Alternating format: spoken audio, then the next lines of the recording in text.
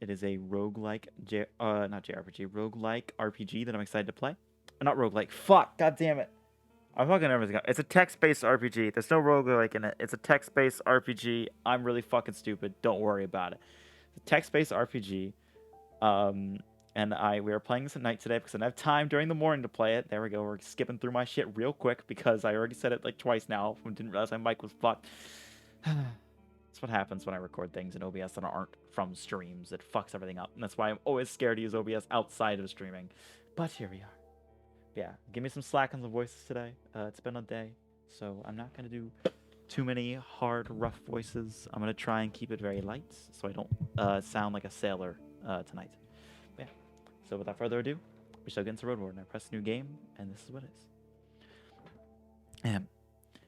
Everyone knows to stay away from the wilderness. Most people would never even risk a journey alone.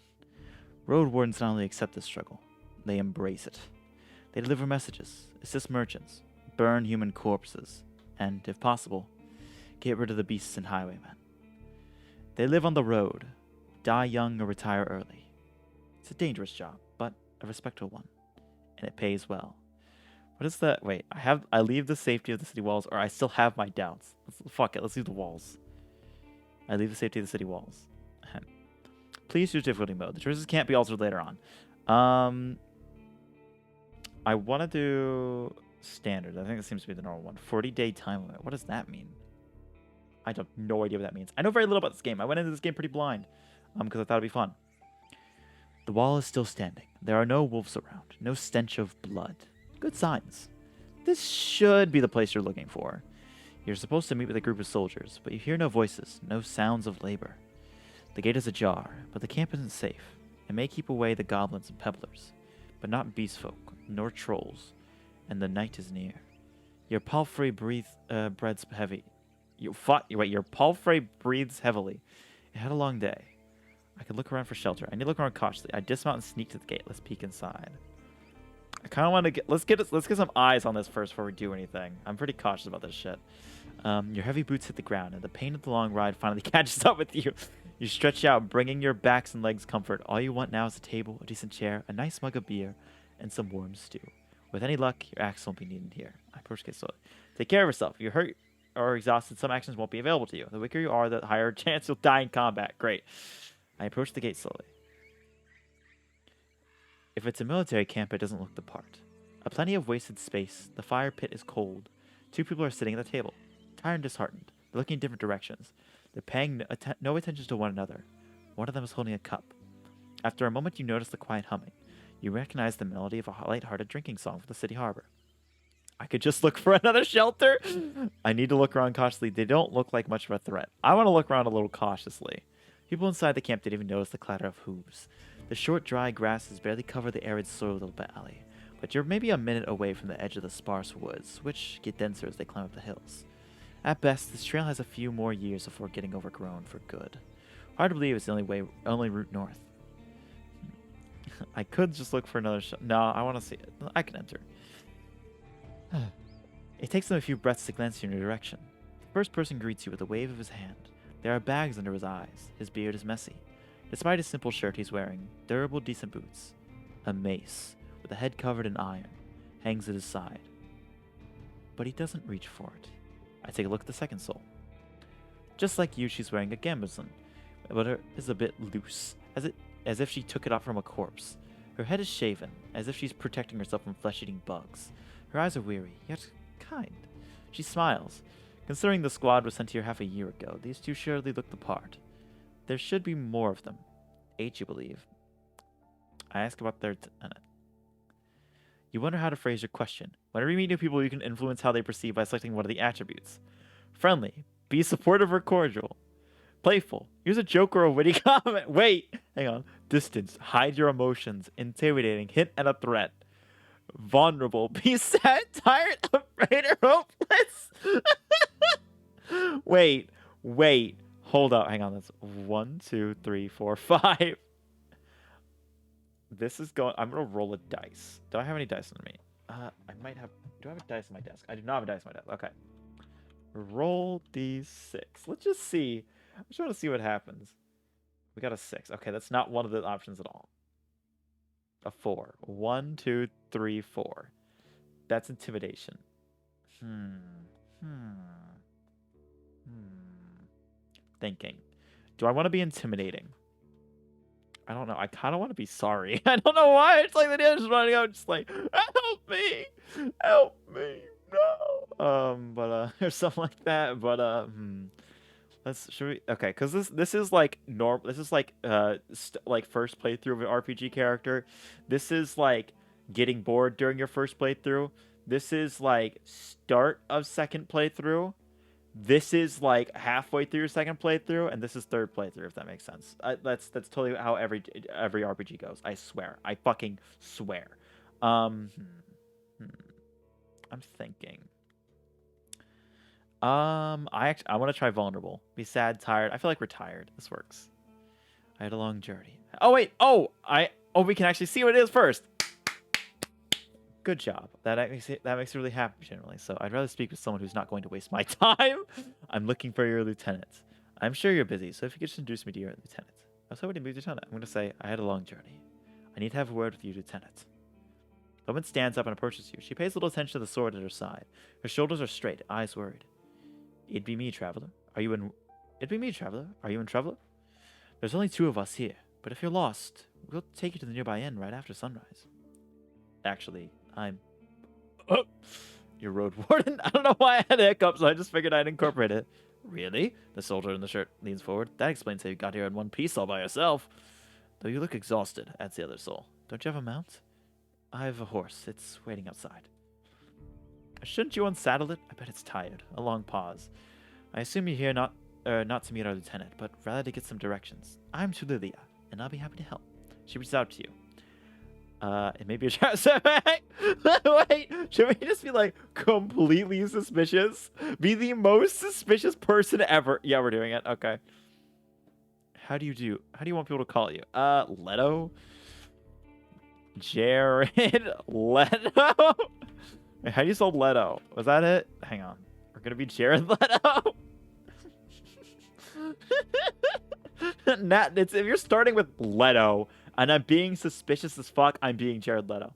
I don't know why. I just feel like no. Should we be? I'm gonna flip a coin. We're either gonna pick a meme name or we're just gonna do sick. I'm gonna choose. Heads is sick. Fuck, that went somewhere. It's heads. Okay, we're doing sick. I'm sorry. At least if I put these decisions up to the coin, then I can, well, first, 2 things. 1, I can make the people not mad about the decision that I actually make. And 2, I can pretend I flipped a coin when I didn't actually. That's right. Everything's a lie. Question everything. Lieutenant stands with her hands awkwardly reaches out. After a few breaths, she crosses her arms, and the air gets a little bit colder. You better bring your horse now. We'll talk later. Soldier gives you a sullen glance. You have to sleep on the ground under the stars. No tents. I need to get used to it anyway. I'm just gonna walk away. You walk through the gate. Your mount looks around and snorts anxiously. Not many humans can ride a horse. It's not only taller than you, but also bulky, as heavy as it is strong. You can get in the saddle within a single breath, but most people wouldn't know where to even begin. From every side, it's a wall of flesh. What? What the fuck is that description of the horse? Horses were brought to the Dragonwoods for the conquest in the south. They can trot for a long time, but won't outrun some of the local monsters. Your Palfrey needs you to survive, but without it, you too would be lost. Like Mary, I wanted to feel at ease. I don't care how it feels. I need to be strong. I want to travel. No, I want it to be a good horse. Good horse. Good horsey boy. Who's a good horsey boy? I love how I just imagined this. What is basically? It seems like I'm supposed to be like a witcher, and I'm just outside like, who's a good horse? As they're all like, what the fuck is wrong with that guy? Takes a few steps towards you, scolding you with another snort. You scratch the bottom of its neck, with strength and confidence, just the way it likes it. Humans are useful animals, and even pets, as monsters in disguise, getting emotionally attached to them is believed to lead humans to their doom. Oh, humans see useful animals. Oh shit. Okay, I thought that said humans are useful animals. Like, what is? I was about to say, am I the horse's pet? But you know, that horses need companionship. I speak to it gently and lead it to the camp. You end up next to the fire pit. Removing the saddle makes the horse nicker with relief. You take a couple of minutes to examine its back, just in case. While the riding equipment is not that heavy for such a strong animal, with enough time, it starts to chafe. You wish it had something better to eat than the shabby grass. You should look for an inn. I need to unpack. You haven't brought that many things, and you lost one of the sacks while fleeing the Crimson Corpse Eaters. Worst of all, you have no rope left. Maybe the soldiers could share one. Shouldn't cost more than Dragon Bone. What the fu- Oh, okay, I'm assuming that. Okay, I get that. Aside from travel site, you own a few valuable possessions, essential for your trade. Fighter. I spent my savings on decent common equipment. I have a fine gambeson, an axe made of steel, and a reliable crossbow with barrels. I have talents that help me use my power, as well as an iron axe and scholar.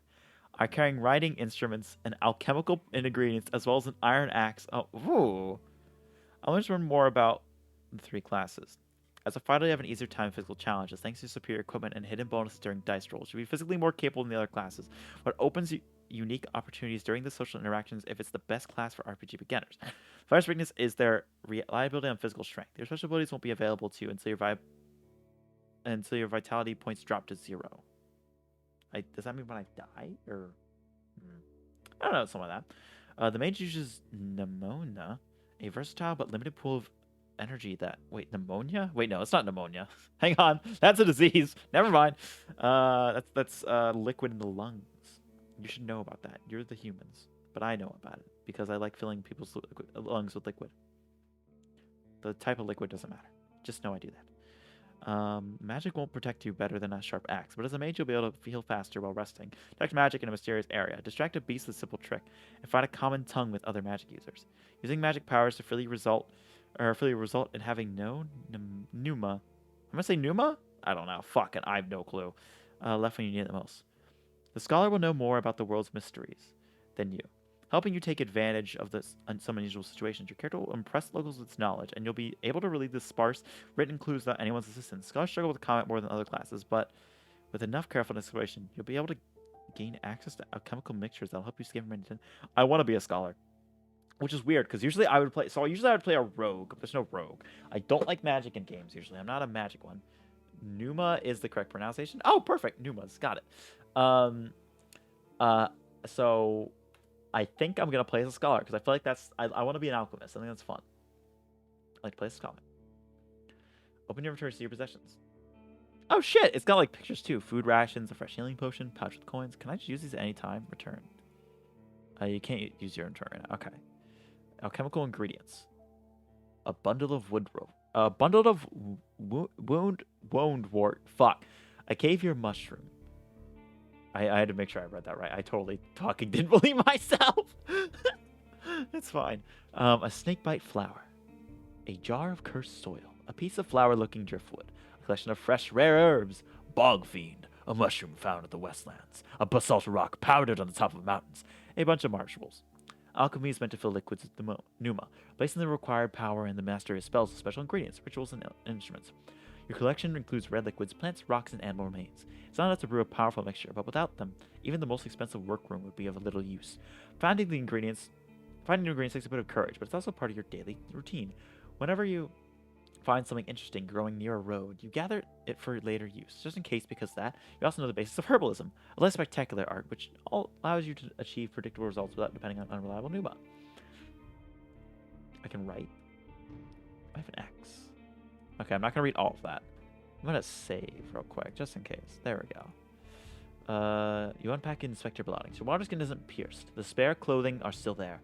Just in case, you take a look at your wooden bowl and mug, and your cape, tinderbox, bandages, food rations, knife. Nothing special, or too cumbersome. From time to time, your routine helps you avoid mistakes, but this doesn't make it any more exciting. Turn to the soldiers. They're at the table again, observing your beasts and chatting between themselves. Your stomach growls the sight of them eating out of one of the wooden bowls. There's no meal for you. But you can sit down a tree log.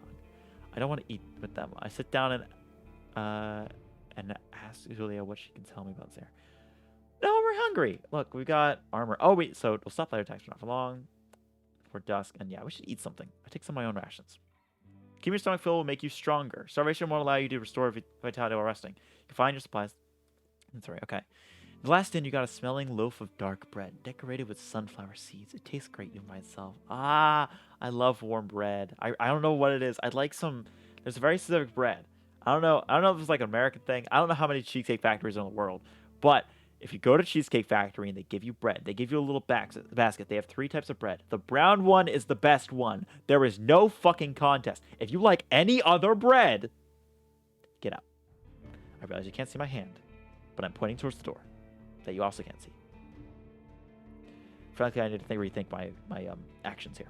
But it's really good, and they actually sell it. They sell it at my I think my grocery store, which is really cool because fucking that shit's good, and you can take it home and warm it up, and it's really nice. I like warm bread a lot. I like bread a lot. It's the kind of bread that you can like just eat, because like you can just have like white bread and whatever, but it's like but just like that bread is just amazing on its own. I used to call it chocolate bread when I was younger, which is a little bit of a fun anecdote. I think it's pumpernickel. I don't know.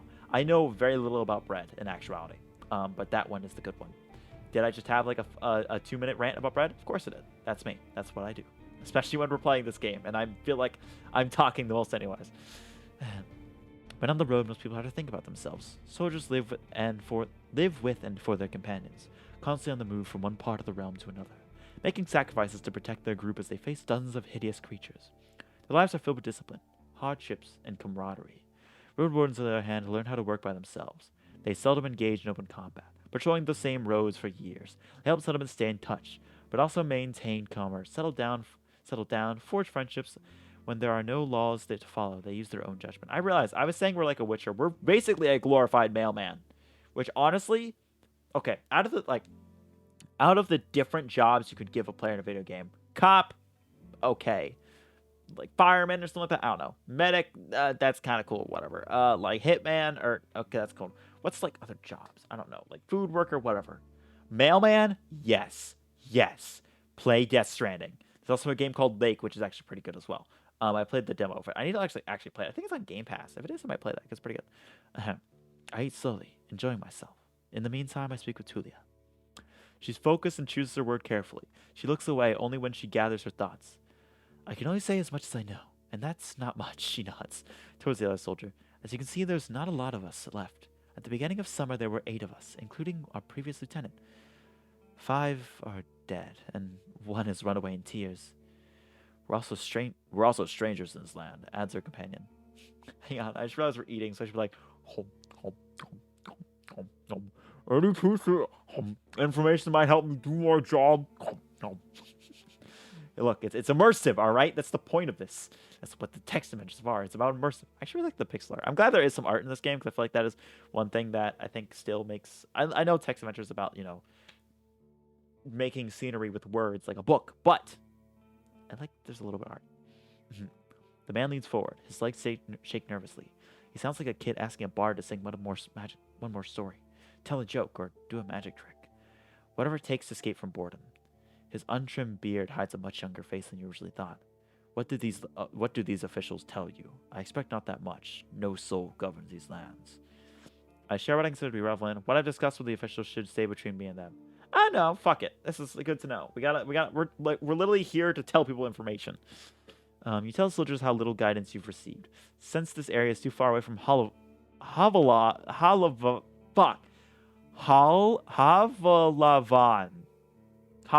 There we go. To keep it under control, you were warned that it's untamed and unknown. Who knows how many villages, bandits, or monsters may be found? And these unmapped hills and forests. From time to time, new people come here to look for boundless opportunities. Most of them never return.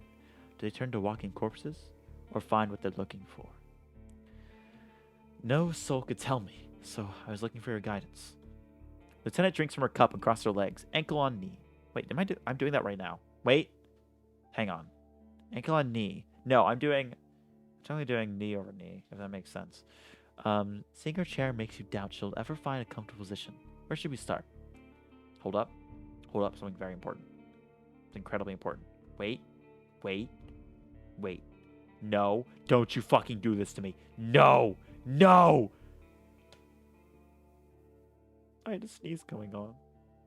Now it's gone. I needed that sneeze. Don't worry about it. God, I hate whenever, I don't know this guys, whenever I start like doing like a fake, I'm like, oh, I wanted that sneeze, you know, kind of like crying shit. My eyes well up. I don't know why. I guess I could kind of cry on command. I guess I really wanted to. Don't worry. Yeah, it was a sneeze coming on. Blue nose, exactly. I never heard it described as that. That's fucking great. Alright, what should I know about the peninsula? Any ideas what happens to the previous Roadwarden? I've lost my rope. Could you spare one? I'm just squad. So how'd you become a... what's squad missions? Anything I should know about the camp? If you were me, where would you go next? I'm just going to ask, what should I know about the peninsula? I'll tell you what I know, and you'll be the judge, says the lieutenant. How long does it take to get from here from the city? On a decent palfrey, I'd guess it would be 3 to 4 days. When you confirm, she continues. From here you can reach the coast in about a day, and as long as you don't make any stops. Do you know the situation? Why no ships can get here? You nod. The sea route allows Havalavan officials to keep in touch with the coastal villages, collect taxes, move the soldiers, collect lumber, deliver tools, but maintaining order on a wild coast, such as this one, is like filling the ocean depths with coins. Because of the rocks, you can hardly stop a ship 5 miles from the shore, and boats can't get much closer. She nods. I don't know much about fishing, but there's not that many people living by the shore, and they don't crave to stay in touch with city folk. As she pauses, her companion carries on. No soul from the north ever came to the camp, but when we travel to the roadside inn, built to the north, they're happy to trade and play dice. Why not just stay at one of the settlements? The man clears his throat. I mean, we're to guard this road. This camp is our post, and, well, he turns to Julia. She lowers her voice. Don't take it the wrong way, Sick, but are you a devout soul?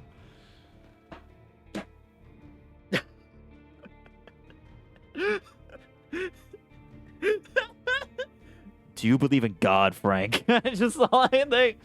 Like most city folk, I believe that people should unite their strength to overcome the threats of nature and dark magic. Everyone will be judged for both their good deeds. I'm a part of the United Church. For years, I've supported a monastery that does its best to advance mankind's spiritual growth, artistry, herbalism, and the magical research. I follow the teaching of an order of truth. I don't like the order bit. I don't like using order. I'm from a small village. For me, it's the freedom of shell. Numa and the soul are the main virtues of life. My community is unique and independent, and so are its members. I have a place in my fellowship. I have a strong connection to nature and spirits, and follow the path of my ancestors. Some of my beliefs may be considered sinister and treacherous by the city folk. You'd call me a pagan. There's no evidence of the right's existence, and all the mystical tales are explained by magic. No, I'm not! Which one is communism? Wait, hang on. I think this one's... Wait, no, this one's communism. All right, look, communism is religion. Don't tell me it's not. Listen, it's Christianity, Judaism, Islam, communism. It's in there. It's right there. It's its own thing. And then there's capitalism and Bitcoin shit. But that's a whole nother thing. That's just, a mental sickness. That being Bitcoin and fucking... I need to stop making weird political threats. That's an issue. Good. Everyone will be judged. I kind of want, I feel like this is about, like, science-y and kind of researching. I like this. I feel like I would do this if I was, an alchemist. So let's do this. Oh, I see. Chesley looks away. I don't know much about that river of faith, but I'm sure we're not that different. I unite myself, she says with a sort of pride in her voice. So she follows the United Church. Mm-hmm.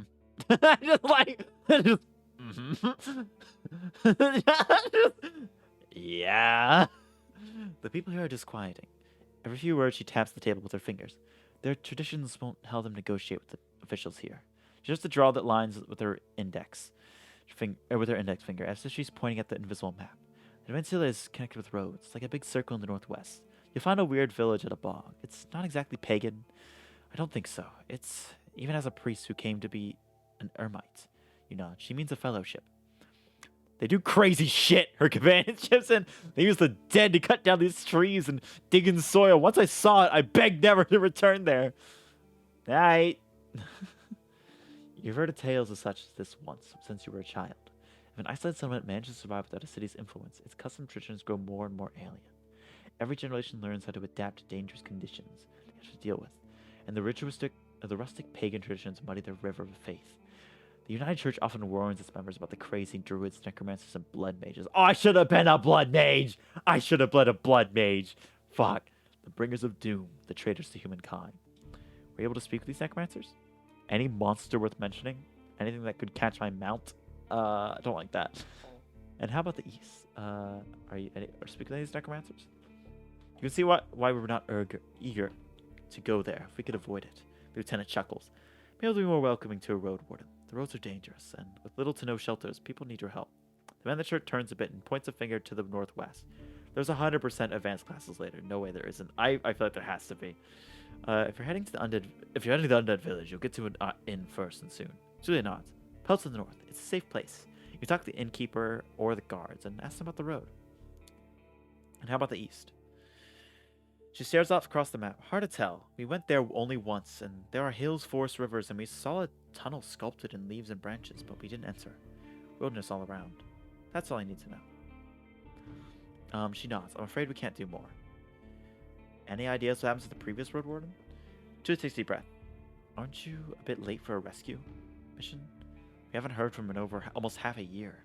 The soldiers speak for a bit between themselves, trying to get their story straight. They confirm that they had stopped by their camp a few times, but stopped showing up at all in early summer. The bearded soldier starts to scratch the table with the tip of his knife, without looking at you. I don't remember his voice. Always busy, drowning in things to take care of.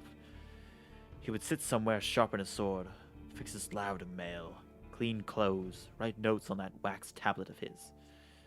Yup, and leave at dawn, unlike us. Asterion never gets bored. Julie lets out a joyless chuckle. He's secretive, but some of the locals speak about him warmly.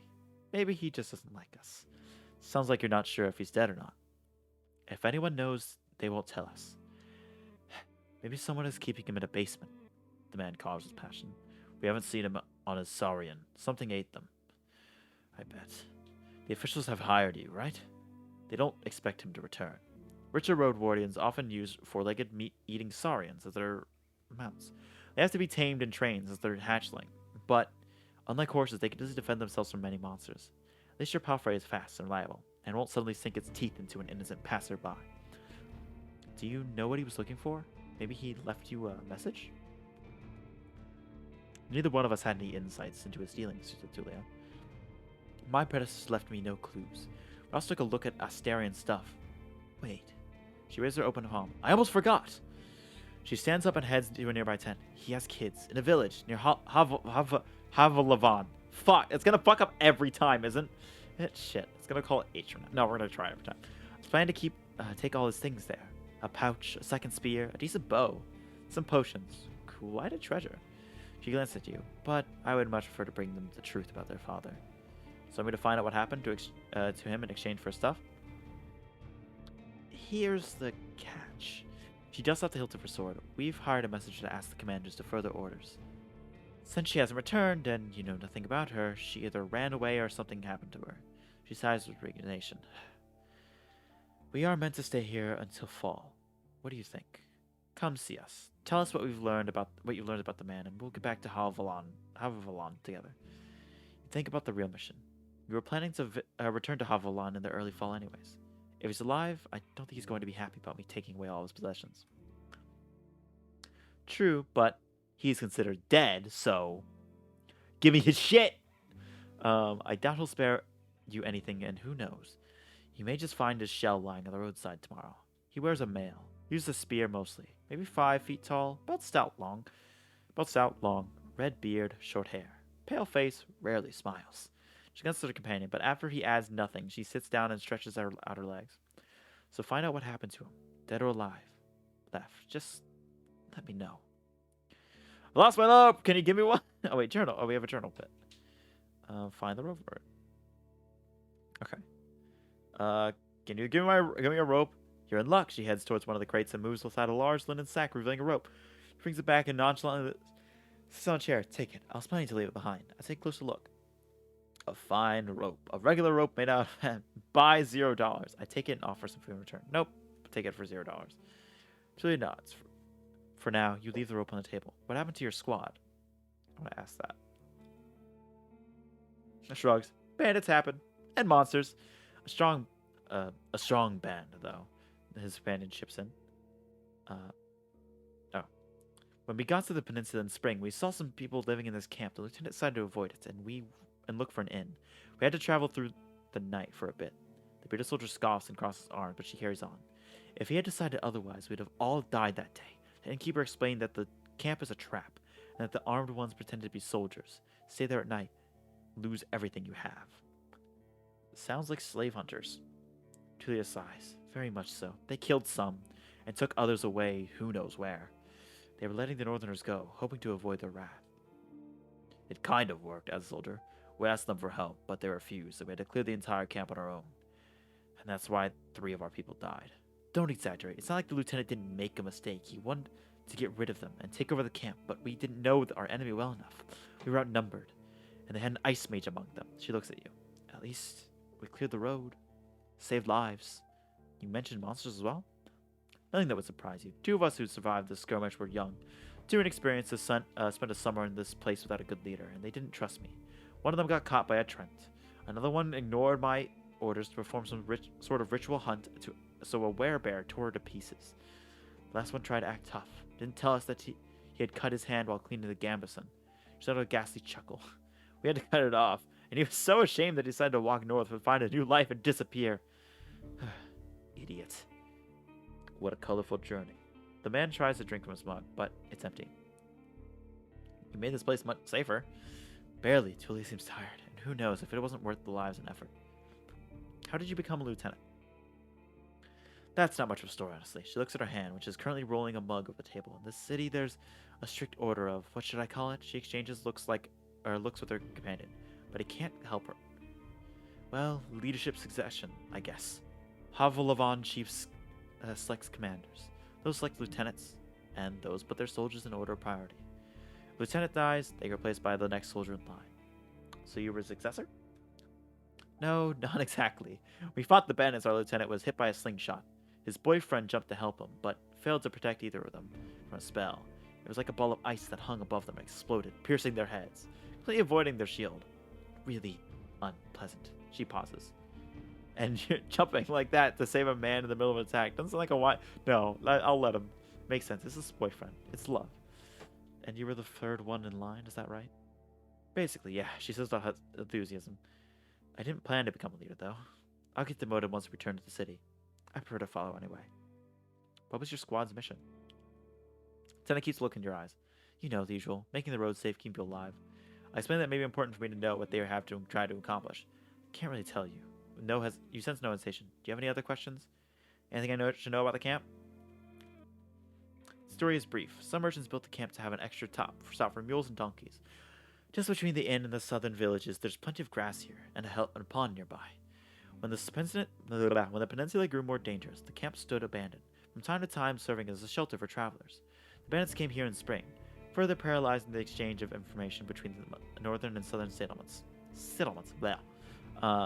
Since these highwaymen are no more, the ocean may reverse. Time will tell. Drinking water, start with that. You can sleep here wherever you want. The man concludes their tale, though don't expect to wake up without pain in your back. I know everything I need. I think I know where to go next. We gotta go to the town. She doesn't trust me enough to tell me about her squad's mission. Right, that was a bit. Are you sure? Are you sure, says Bitterman? I might not be around the next time you come through. We should prepare for the night anyway. Open the archive to read the most recent text. Oh, that's nice. Okay, I'm glad they do that. That's a very important thing in these text-based games. Well, we very much should. Tulia sighs with relief, and you'll need a lot of sleep on your journey. I stand up and prepare for the night. Oh, that's it. I stand up and prepare to fight. Imagine just like, we should get some rest. Right. Shing! Shing! Just like, ready to fight. One more thing, if I can. The bearded man approaches you. Can you take the first watch? Splitting time between three people makes a great difference. Think for a moment. To fully rest, you need a good sleep. Sure. Leave it to me. Fabulous, he pats on the soldier. It should be calm, at least before midnight. Wake me up in a few hours, or even earlier if anything happens. I nod. Stay tidy to have a better chance to influence. Wait, appearance. Wait, if I'm clean, it changes my. Oh my god, it changes my charisma checks. Fuck. Let's save. You go to the barrel and splash water on your face. What makes you even more aware of how much you need a bath. After that night, it only got worse. Your horse is already napping, still too anxious to lay down. I prepare for my watch. Soldier in the shirt is eager to guide you. Just observe the area. There's plenty of griffins around. Though they won't try to jump over the palisade. Probably. Better watch out for the apes. They climb up and carry out any food they can find. There's this one really loud wereoak that keeps smelling the wall, though it has never tried to get in. He points to the gate. Lieutenant and I will block the entrances. They're quite heavy, so if anyone comes here looking for shelter, better call us to help us out. And if someone is being chased by wolves or anything, better throw them the rope instead. He scratches his head. If it gets cold, feel free to make a fire, and the best place is on the watchtower. Might want to put on a blanket there or something. The watchtower? Oh, that thing? Wait, there's no. Oh, that's got to be the watchtower, right? He gives you a long puzzle book. Oh, here. He points. Yep, it is the pile of crates. He points to the pile of crates. Just climb up to the tallest one. You'll have a great view of the northern side. The more dangerous side. Not so. I know you're tired off a lot riding. He points to the tent on the other side of the camp. I can handle a couple hours sleep on the ground if you wish. Go there after me, and rest just this once. At least I have a pallet inside. I smile. Thanks a lot. He's being nice. You put your blanket on the tallest crate and sit down. The night is warm. The sporadic summer breeze brings gentle refreshment. From time to time, your back aches. You force yourself to keep your eyes open. The light of the moon helps you focus on the tall grasses. Most of the time, you spot smaller creatures and birds, but there are exceptions. At one point, 3 horned deers trying to challenge one another. Before they clash their antlers, a two-legged dragon leg appears, leading its much smaller offspring.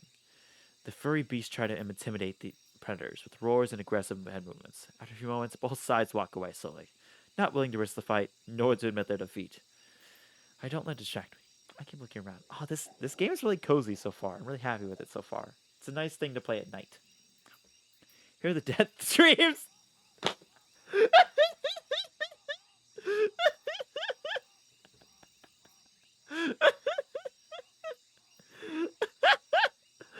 It's so cozy at night. You hear the death screams of distant prey. It's just like, Jesus. Fuck, could not have chosen a word right on cue. Exactly. Cozy until the world decides to break into screams of horror. Hear the death screams of distant prey and the mating calls of monkeys. Runners are chasing a gray hare. A group of musk oxen lazily chew the grass, prepare themselves to sleep. A dusk fox is running together with a lynx, making playful screeches. Thankfully, you never have to intervene. You just sit there, watching the not-so-distant forest, trying to outlast your sleepiness. Only guess how much time has passed. Once you feel you've heard enough, you climb down and go to a tent, waking up the bearded man with just a couple of words. From that, nothing important has happened. I gather my things and squeeze the tent. I use my bag as a pillow, put my blanket on the pallet, and cover myself with a cloak. Sleeping in a tent is not the stuff of dreams, but it's a much welcome rest. It keeps the cold soil away. Moonlight saves the outside world from the eerie gloom. Listen to your own breath and find a comfortable position. Your job starts tomorrow. I focus on the real goal of my journey. The Merchant Guild wants to take control of this realm. Your wardening duties are secondary. First and foremost, you need to explore the peninsula, learn about territory, resources, and threats. Get to know the locals, and if you can, convince them to consider negotiations with the Havalon officials and traders. Could the tribes resist the soldiers, or be a threat to the priests of the United Church? Are there any forbidden practices that need to be eradicated, such as blood magic, necromancy, robbery, or slavery? At least I have time. 40 days to be exact. I need to be as thorough as I can. Once you finish your reconnaissance, you should speak with Tulia and return to Halavalon. There you report back to your employers and get your reward. In the meantime, you have your goal to pursue. Yeah.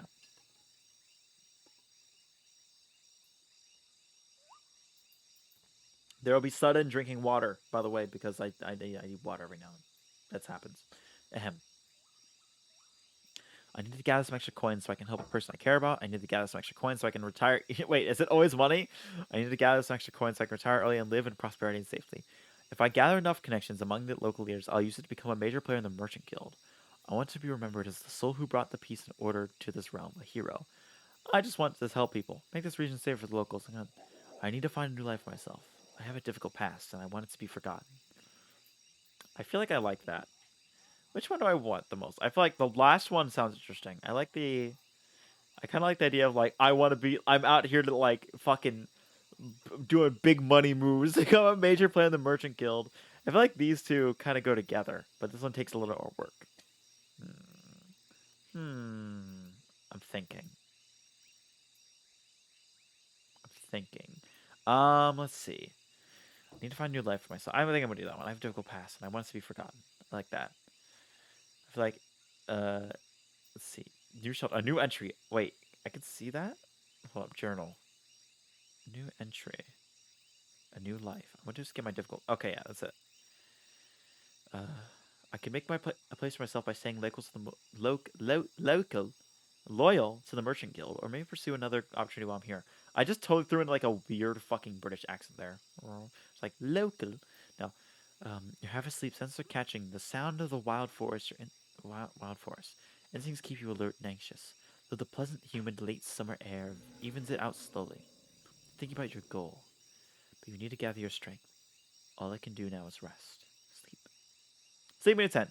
Spend the night in a borrowed tent. It's something special, but it'll protect you from the wind, rain, and the ground.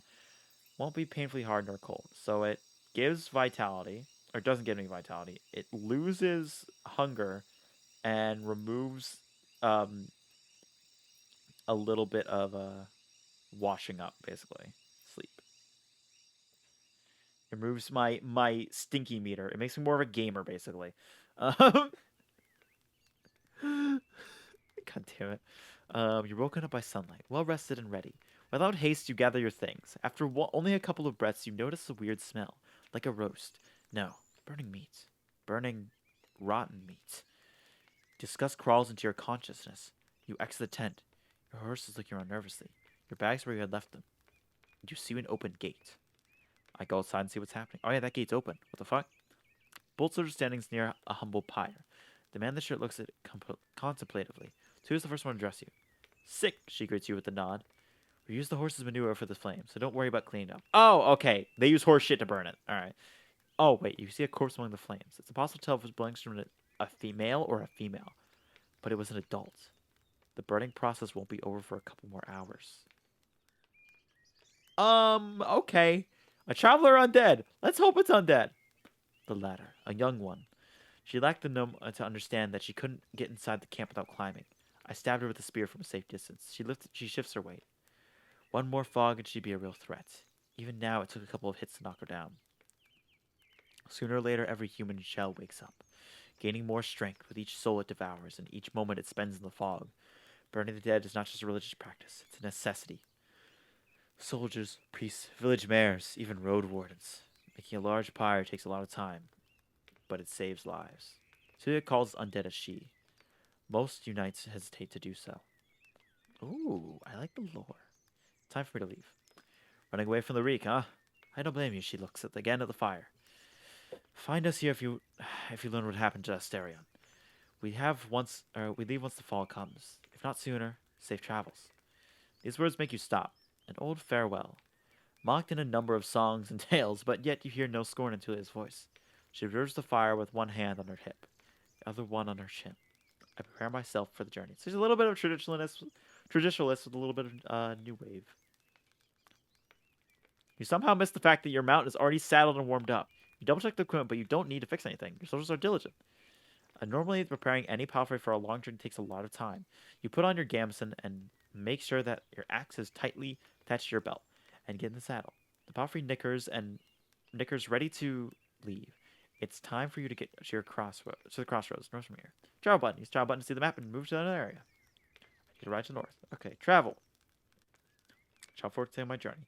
Once you're done in the north, speak with Tulia and return to Halson. Okay, perfect. Boop. Travel north, travel north, travel north.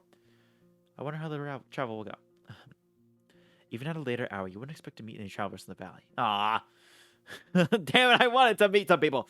The warm summer breezes lures your mount forward, but the serene chirping of the birds is quickly replaced by distracting screeches and gurgles coming from down the path. Oh.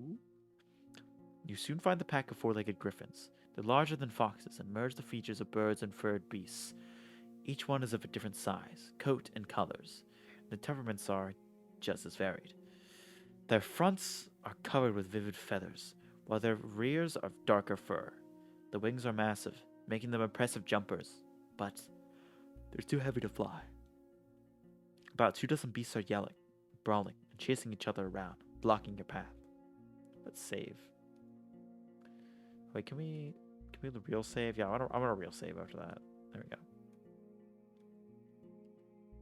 I consider my options.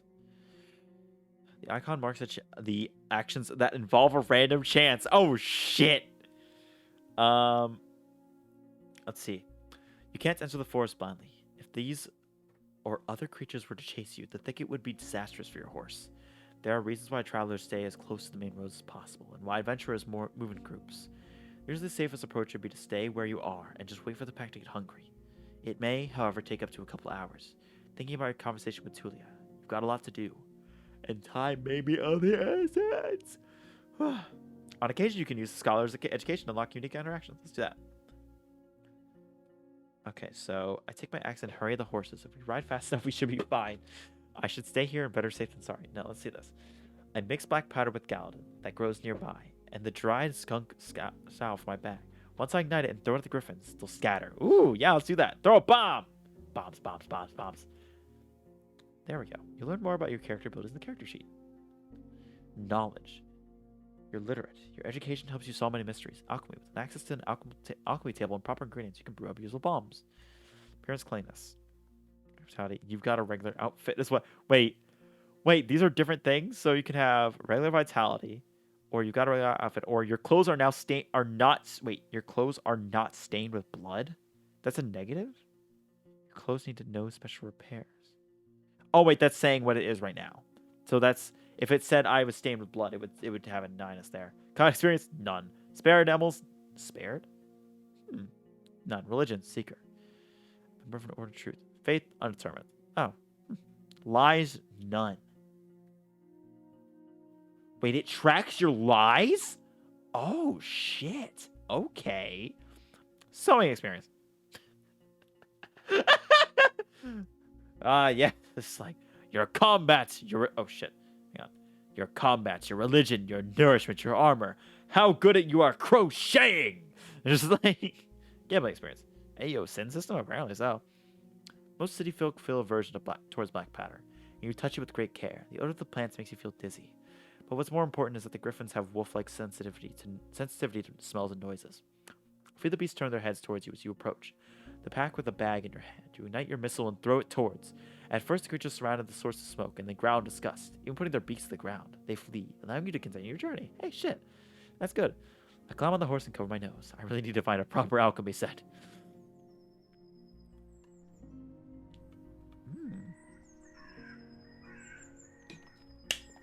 I got an achievement. How many achievements are in this game? There is 41. Oh, shit.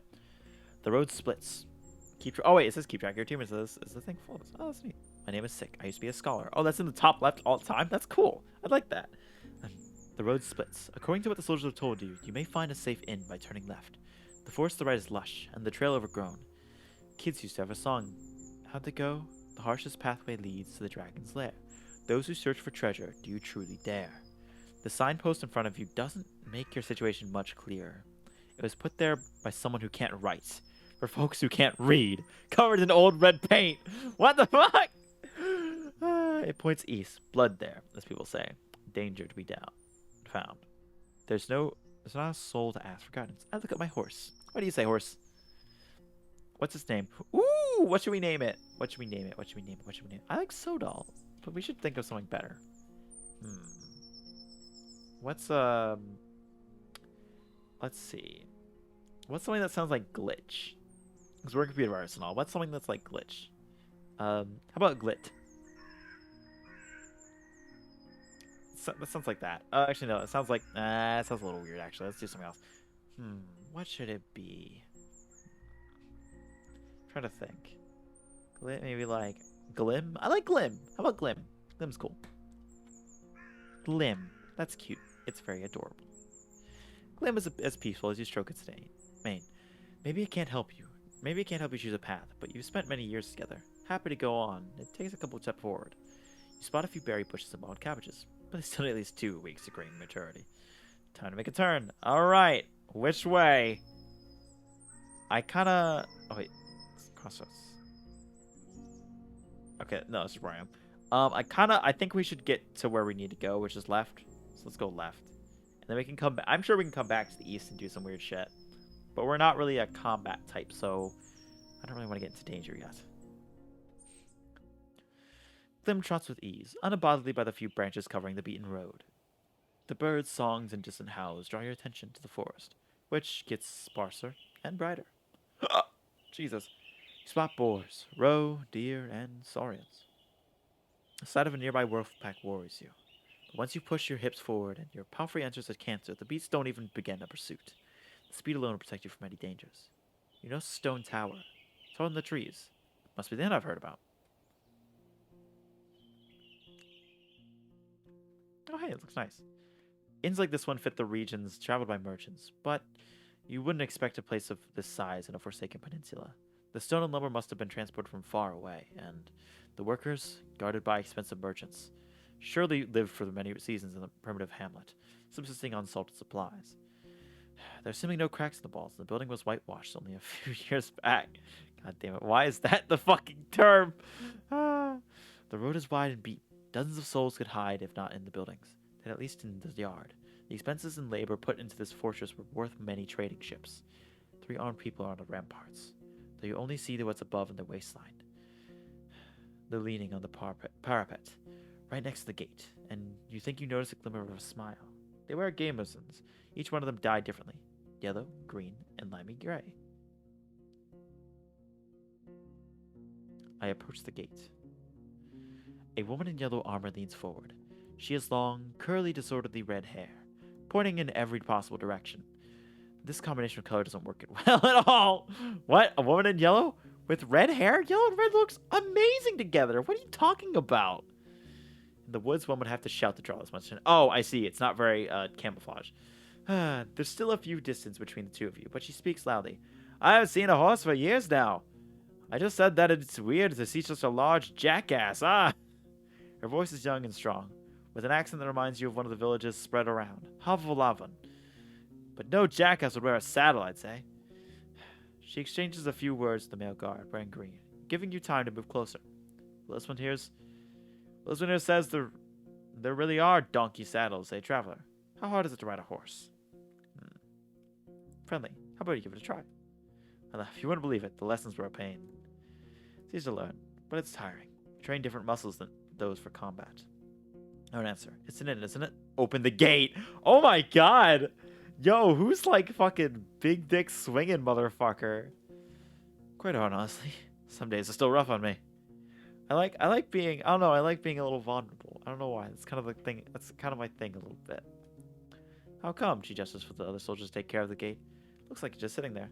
As you climb down, you adjust vaguely at your back, hips, and thighs. Lessons on first journeys were filled with pain, but as time went on, it got easier.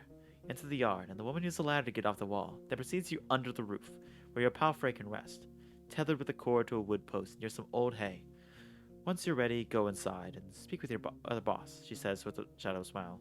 You sound like someone who needs a rest. The other guards take care of the various chores. They peek at your mounts every now and then, and they are splitting firewood, cleaning their clothes, weeding the garden patches, and moving chairs. 2 of them are making rope. You head towards the inn, hearing the piercing scream of a boar from the other side of the yard. I open the door. If you're at the inn in the morning, you can spend the entire day on resting. Oh, that's nice. Whew. Ooh, that's such good art. The locked window makes the air stuffy, and the weak fire in the stove hardly lights up the halls. A muscular man is sweeping the floor near the stairs, but after he glances at you, he leans the broom against the wall and heads behind the counter. You're lucky to show up. His voice is deep and soft, with a city-like accent. He observes you with a keen intention, yet avoids your eyes. I have a keg of decent ale, wormwood, bog myrtle, Jonaber berries, cat's foot. He fills a mug carefully and puts it on the countertop. It's going to spoil soon. Today, maybe. And we don't drink here before the eve. Hate to see that good stuff go to waste. His skin is dark, almost purple, rare even among the southern tribes, and the hair is naturally bluish. His clothes are quite fancy for manual labor. The elegant tunic wouldn't stand out in the city square. I stand at the counter. The planks let out a creak after every step, and you make so you slow down a bit. You could savor that the innkeeper made little to no noise. Here you go. He pushes the mug forward. But just so you know, my pelt doesn't belong to Havalawan. You can sleep on the floor if you wish so. But if you want a bed or a meal, you have to pay. We may have some leftovers from the dinner, but I need to check. Thanks for the drink. I'll see you know how to make a friends with a Roadwarden. I think I want to do that. Happy to help. As a Roadwarden, I'm more than capable of taking care of the entire cast if you need me to. I won't stay for long. I introduce myself. I'm not here to pay comments to piss in a mug. I'm a Roadwarden. I'm looking for answers. Just like, hey, yo. Just hang on. Well, that makes more sense. Thank you. I'm a Roadwarden, so I never refuse a free drink. I think I'll do this one. He seems like a jovial guy. I want to give him some jovial response. He sighs, grabs a wet cloth, and grabs a wet cotton now, and starts to wipe down the shelves from time to time. Your conversation is interrupted by splashes of dirty water in a wooden bucket. You're already making me regret this, he speaks slowly. Audibly. What do you want? I drink the ale. Give it a little sip. You know, we've had some long journeys here. Let's take a little bit of a load off. The dark room and wooden walls of the mug make the liquid look as brown as a chestnut. The lee in the spring hits your nose. The first sip is even too complex, too flowery. While the brewer has used fancy ingredients, the exotic licorice ruins the aftertaste. Now you know why there's so much left. Maybe takes an acquired taste. The innkeeper nods. I was hoping to see someone willing to patrol the roads. Maybe help me with a worrying thought I have? Which is? There are brigands in this woods.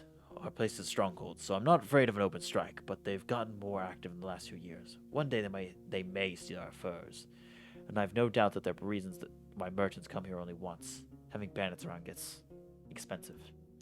He rubs his hands together, camouflaging his paws. I want you to reach Howler's Den, northwest from here.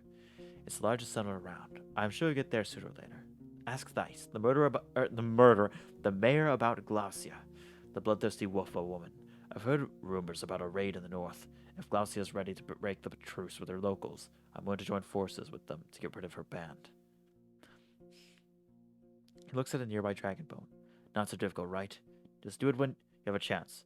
A couple of days won't make much of a difference. I'll pay you 2 coins when you get back with the news. Fine? 3. Here's your phone. 2, he growls. I can you something down the first? Wait, I don't get the roll on that shit. All right, let's save real quick. I need something. Do you have enough flowers now? I'm looking for Astron, the previous Roadman. Let's do that. Are you now? He goes to the table and invites you to sit down with him. I don't think I'm going to be much of help. He rests his elbow on the tabletop and grunts quietly to clear his throat. But I do want you to find him. So when he asks about his intentions, he measures his words. Astron, I made a risky deal. Well, a very promising one. Last time I was here, he took 50 coins, my half of the investment. He knocks on the table with a fist anxiously. If you get my coin, or at least find out what happens to the guy, I'll make sure you won't be disappointed after bringing him the news. Could it be that Astron stole the coins and ran away? He looks at the window and starts to play with the shutter. I just think Astron ain't the kind of soul that would do such a thing for him. It wasn't much of a fortune, but I'd risk saying he had earned my trust. Not only mine, you know. It wasn't easy for a road warden to make connections. He always has places to go, things to take care of. He rubs the table with his thumb, as if trying to clear an invisible stain. I've asked travelers. I've sent a couple of my pals to find him. No real news. I know he stayed in White Marshes for a day, and was meant to do something for the people there. It's a village in the northwest. Just stay on the main road until you find or reach the bogs, then enter them. You may get there before dusk, so let me know once you find anything, and we may yet return to this whole investment thing. I'll think about it. Okay. What about food? So we are a little hungry. We're parched. What's my inventory? How much rations do we have? Food rations 1. I feel like we should get while the getting's good. Wait, what? Oh, that's okay. That's showing my alliance. Glim. I like Glim. Glim's cute. Let's see. Anything to buy? What do you have for sale? I go and pick up a few things for you. Some food for your travel to start with. Apples, nuts, sausages. Not too many at once. We need to maintain our supplies. I've got an elk fur I don't need. Its buyer was caught by a pack of red wolves. Nice for a sleeping spot. Just as well for a wall. An almost untouched soup, priceless for a traveler. You can't tell if he's sarcastic. Made of fine oak ash strong. Though you should have some better supplies where you start your own bathhouse. After you mentioned you'd like something more useful on these roads, he looks down. I don't have any blades or armor to spare, but if you pay well, you can take one of our crossbows and a bunch of orals. A yeepo, wool cards, and the trigger needs just a little bit of oil. It's as good as you can get without soaking it in magic. It takes a bit of muscle to draw, but even a 16-year-old could handle it. It won't sell cheap, but I'm ready to give a discount to help ally. Let me take a look at what we have first. Okay. How much money do we have? We have not 20, not 30. We can buy food rations. Box soap. How do we see how much money we have? 5 gold. Okay. We should buy a box of soap and food rations. That's all we need. Because we need to have some more food rations. Do I have anything you'd like to buy? No. I didn't expect to find in the size in a place like this. Ah, so you know a thing or two about it all. His mocking tone was soon replaced by a gentle smile. It was built long before we arrived. It didn't work out well for the previous owners. Once the war ended, they left. Not enough travelers. Bad trade. The villages stick to themselves. We, however, came prepared, and now we're prospering. When you ask him how they can afford all the supplies, he rums his fingers through his dark hair. I'm not against running it in, but we don't rely on guests. We're the ones doing all the trading.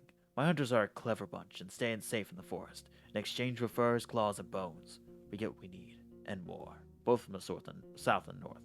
That's the south? Have I just mixed south and north at the same time? Fuck. Instead of west, it's north. He relaxed in his chair. We have a good life here. We spent a whole lot on the armor, crossbows, lumber, spears, but in another 10, maybe 20 years, we'll have enough savings to move to Halavalon and not work for another day of our lives. We take risks, but smartly. The team is stronger than ever, and I have big plans for us. Is there a good story behind this inn's name? I mean, there's a story, not a good one. He clears his throat. For years I've wanted to have an inn called Pelts, but in my city it would be bad taste. Travelers in inn's name with a single word were cheap. Had a nasty reputation. There was the Claw, and Mugger, Basilisk, and Blissful, I think. Good place used at least 2 words. Empty barrel, a rose in a hamlet, Empress. Empress smile. Pighead was the exception. It was a real dive. He chuckles. It was a real dive. In my soul, it's just still a pelt. Pelts are what we came here for, and what will make us reach our goal. I don't want to ask about his skin color. I feel like that's a little weird. I return to my other questions. I can eat some. Do you have any leftovers? Yes, I feed them to our boar. I won't give them away for nothing. He tells you to wait, then leaves the building for a few minutes and returns with a wooden bucket and a long stick ending with a hook. Go through the gate and turn left. You'll see a bunch of bruises. We need some berries. Bring me a bucket full and you'll be done in half an hour or so. Your horse could use a nap anyway. And I'll prepare something to fill you. The hook is not made of metal or wood. It's its long, curved claw, almost black. I reach for the tools. Half an hour? That's quite a lot for berry picking. I won't do that. Do I look like someone who forced for berries? No. Say half an hour. The tools are cold, not too heavy. You notice a pair of thick gloves at the bottom of the bucket. Ah, the bears are not a problem, the innkeeper smirks. Unlike the snakes, better scare them away with a stick or move them with the hook. To protect your hands, little ones won't eat you, but don't get bitten. I'm sure you know how to be patient. Fine, I'll go right away. Why not?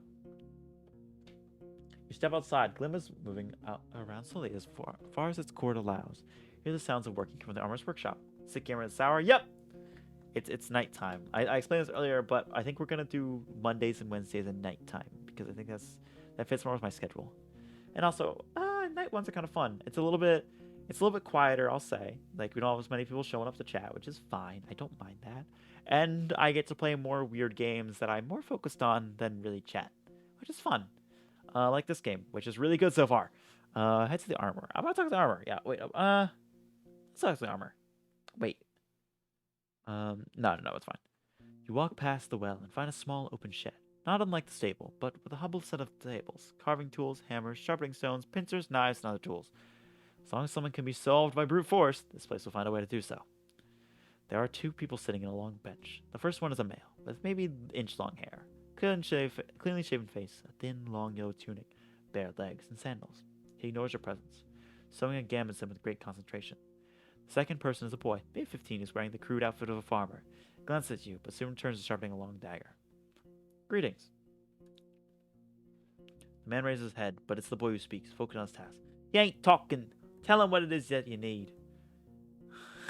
The man smiles in confirmation, looks at this piece of carpet in his hands, then looks around, shrugs, and returns to you with a raised eyebrow. How are my clothes, actually? Hang on. Inventory.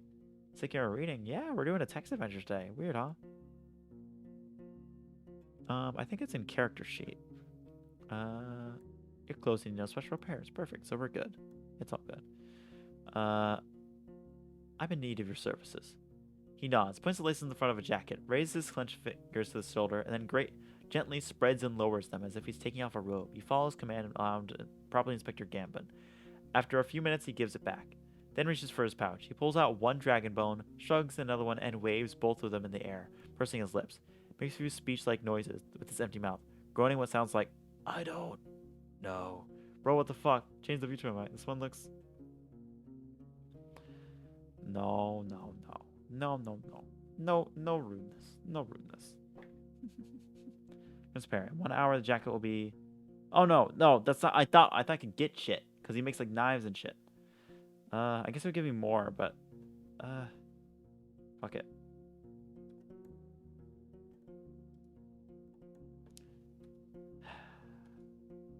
You gonna make me do this? Oh, it's fucking... It's you. I just realized who it is seeing your fucking profile. I can't remember your name. You're lucky for that. No, Jack, it's cool. Yeah, it's a cool model. Shut up. If you don't like it, go watch someone else. That's my simple thing. If you don't like the shit I do, there are plenty other people to watch. So, yeah, that's it. From now, I'm going to get back to enjoying my game and having a nice night. If you don't like it, you can fuck off. If you continue being weird, I will have to time you out or ban you. So take it lightly. I kind of talk to the youngster, see what he's doing. I just want to do his voice more honestly. Kind of, he answers reluctantly. But his teacher pats his knee, giving him a harsh look. The kid clears his throat. Yes, but we both ain't masters, you see. There's not a soul to teach us. So once I'm ready, I'll try hunting instead. Fixing things for others is boring. Go watch Tiger the Tony is milk cooled PC. Is this thing milk cooled? I didn't know that. The man grunts a sound, though you don't understand it. Seeing your face, the boy chuckles. He said safe.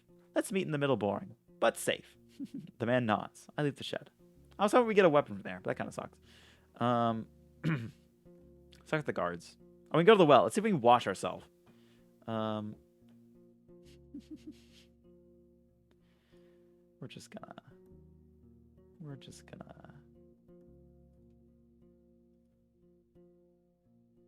see. We're just gonna hit the timeout button. There we go. Gonna leave that for that.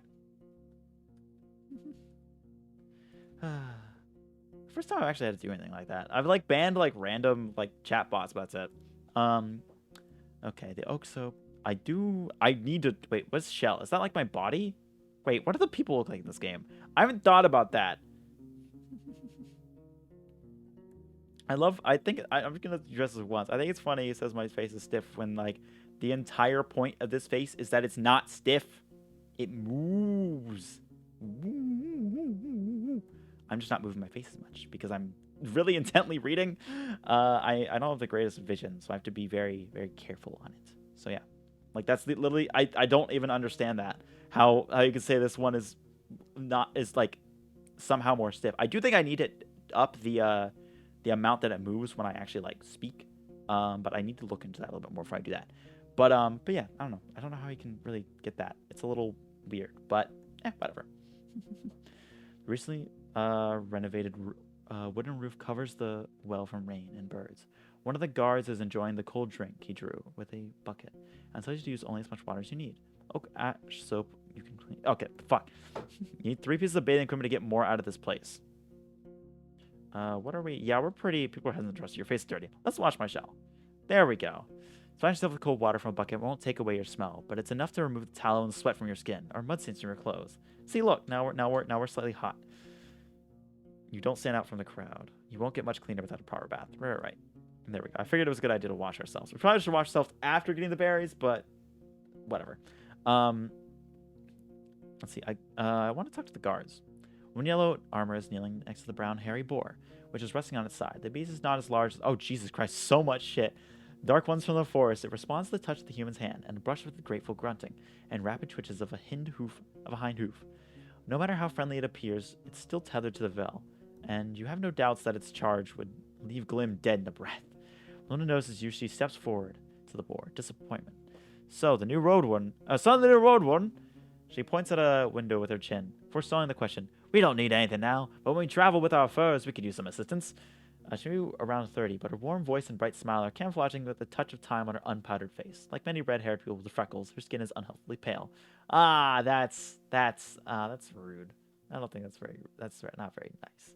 You'll ever exchange. Yeah, I mean, I showed this model to some friends, and they were like, "Oh, it's weird, it's different." And I'm like, "Yeah, it's the entire point is it's supposed to be close enough that it can still like I can still keep the same emotes, but different enough that it stands out because the last one was like a default V-Roid shit basically, and yeah, it's boring. I can do a lot more with this one because I've described that model was held together with tissue papers and wishes, and yeah, there were some problems with it that if I ever zoomed out or did anything like VR, like I want to, would have a lot of problems.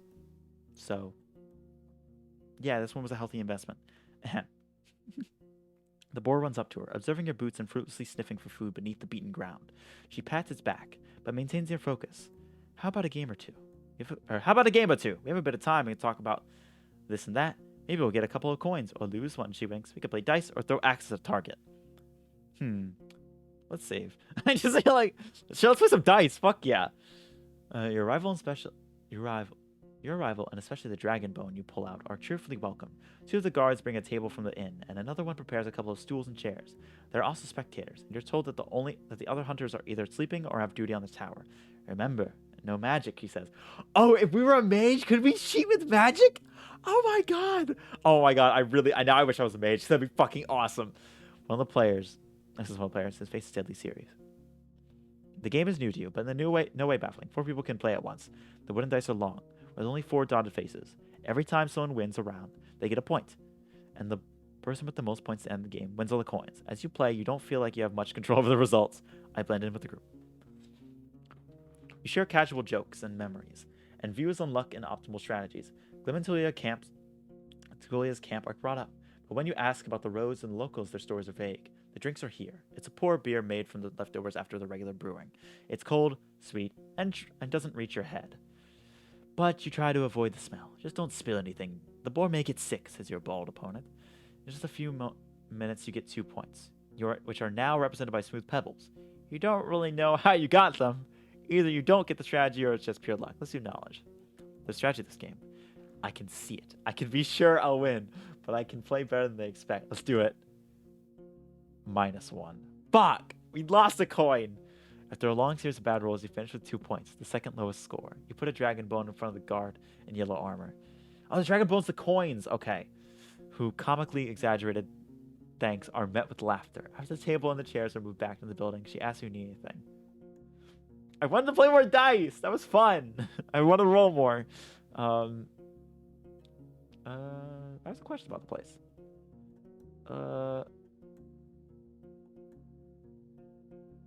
You're good. Not much to tell, honestly. There are many beasts around, but both wild game and dangerous monsters. We spend our time surrounded by these walls, leaving only to hunt, forage, or trade. You playing a game in a game now, yeah! That happens. I feel like in every game where there's like it's mostly story based, like you're talking like Witcher with Gwent, you got Skyrim with Skyrim doesn't have it. No, Skyrim has a game, isn't it?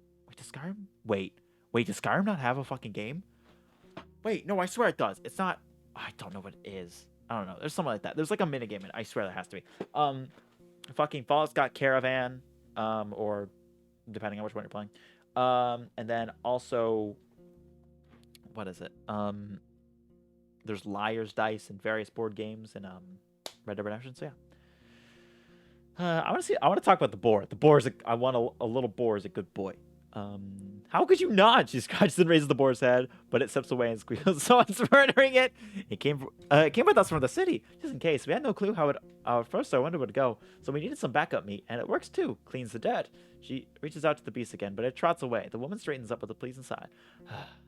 We haven't needed it to eat so far, but it's also funny. I learned in the home village that the farm boars are getting a bit smaller and more cuddly, kind of like ibixes. So it's not such a wild, dangerous beast, but we don't let it get close to other animals or children. That's an unusual tower. I expect to be closer to the gate and shorter. Like Haviland? Fair, but I ain't here to protect the gate. That stronghold was built long before we moved in, and not to fight off humans. The tower was meant to be used by those who observed in the forest. We look out for fires, dragons, and any winged creatures that are looking to roost on our roof. Baldy, she nods towards a man. Indeed is completely bald. Has a great eye and sees well even in darkness. Any interesting creatures living around here? Everything lives around here. She lifts her hair. I swear we saw a few dragons and unicorn family. A battle between trolls and goblins faced 2 beastmen. Oh, and a gargoyle. And a hunting queen shouts all the time. I could tell you all about them, but I won't. She winks and pats the boar on its head. You know, hunters have their secrets. What do you usually hunt for? Anything we can eat or sell. If there's a partridge or a squirrel or a rat, we don't complain. But when we move as a group, we look for something larger. Deers, archeraches, are delicious, but we don't always look for taste alone. There's a value in bones, antlers, claws, tusks. Things people use to make as tools or sculptures. We use some of them to make tools and spears. You can never have enough spears. She pauses and looks at the strand of her hair, then suddenly speaks again. And we look for furs, of course. What can I find north of here? I'm sorry, we don't really go to those regions. We stay close to home. Only sometimes move south or west to Howler's Den, but only to trade. They're fine with buying more than they need, since they then take where's the coast.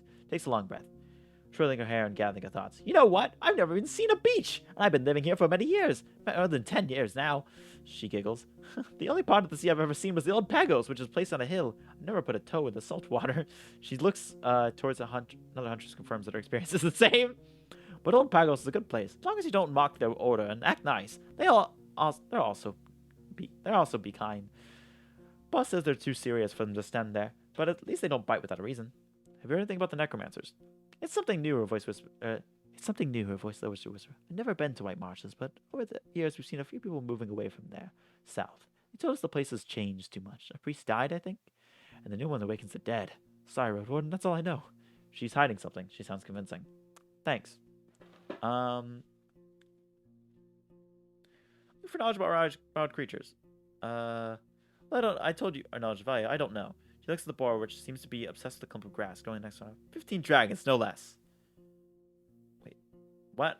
Oh, never mind. Fuck that. All right. I think I've talked to her enough about herself. Let's go do the foraging. The innkeeper knew that what he was talking about. He put on the gloves and looked through the brushes from a safe distance. It doesn't take long before you notice that the first serpent lying on a rock somewhere in the thicket. The creatures are not that large, and even if some of them hiss at you or so they're closer, the jabs of the hook keep them a distance. You don't know much about these berries. They are round and reddish. You wouldn't trust such a color even if you were looking for food in the wilderness. Plants don't have thorns, but the leaves are harsh. And make sure to thoroughly cover your skin with your clothes. You have to look through. Wait, thoroughly cover your skin with your. Oh, I see what that means. Like ripping it up. You have to look through many bushes to fill the bucket, but the presence of insects and snakes don't allow you to relax. Let's see some knowledge use. And a shrub. That's not like the others. You added marshables in your bag of ingredients. Oh shit! Fuck yeah! One of the bushes in the back has more berries than others. They're purple, and as you squeeze one of them, you recognize that these are marshables. In small amounts, they're added to pies, sauces, and beverages, known for their delectable sourness and sweetness. Unique but not intrusive. Still, eating a couple of them will make one sick, if not poisoned. You're surprised to see them in a meadow, but so far from the wetland. You could use them in an alchemy table if you can find it. For now, you put a fistful in one of your jars. The others are still a bit greenish. Am I traveling around with a fucking bag full of jars? That would be the ultimate weapon. Just literally get a sack full of jars, just whoop, just fucking throw them. Well, actually, no. I guess the showers wouldn't like. Well, no. If you if I make one of those bombs, put them in there, throw it, it would basically be an IED that would explode and fucking splash shards everywhere. That'd be fucking strong as shit. Notes for later. I gather the berries and return to the gate. You gather the bucket full of berries. You've returned to the courtyard. Two of the guards are participating in a friendly skirmish. The wrestling is accompanied by a crowd. How long to 11 hours 30 minutes before dusk. Let's see. Hang on, let me drink water. The locked windows make the air stuffy, and the weak fire in the stove oh yeah, I heard that. So, you again? Anything? I put his fruits on the counter. Great, he peeks inside the bucket. I've got cabbage stew with a few goose chunks around for you. I'd serve it even to the merchants if they were around. The meal's warm and filling. It was well seasoned and not overcooked. And like I've said, I've rarely had food to spare, but feel free to ask if you ever stop by. You may be lucky. I've been cooking my whole life. Thanks.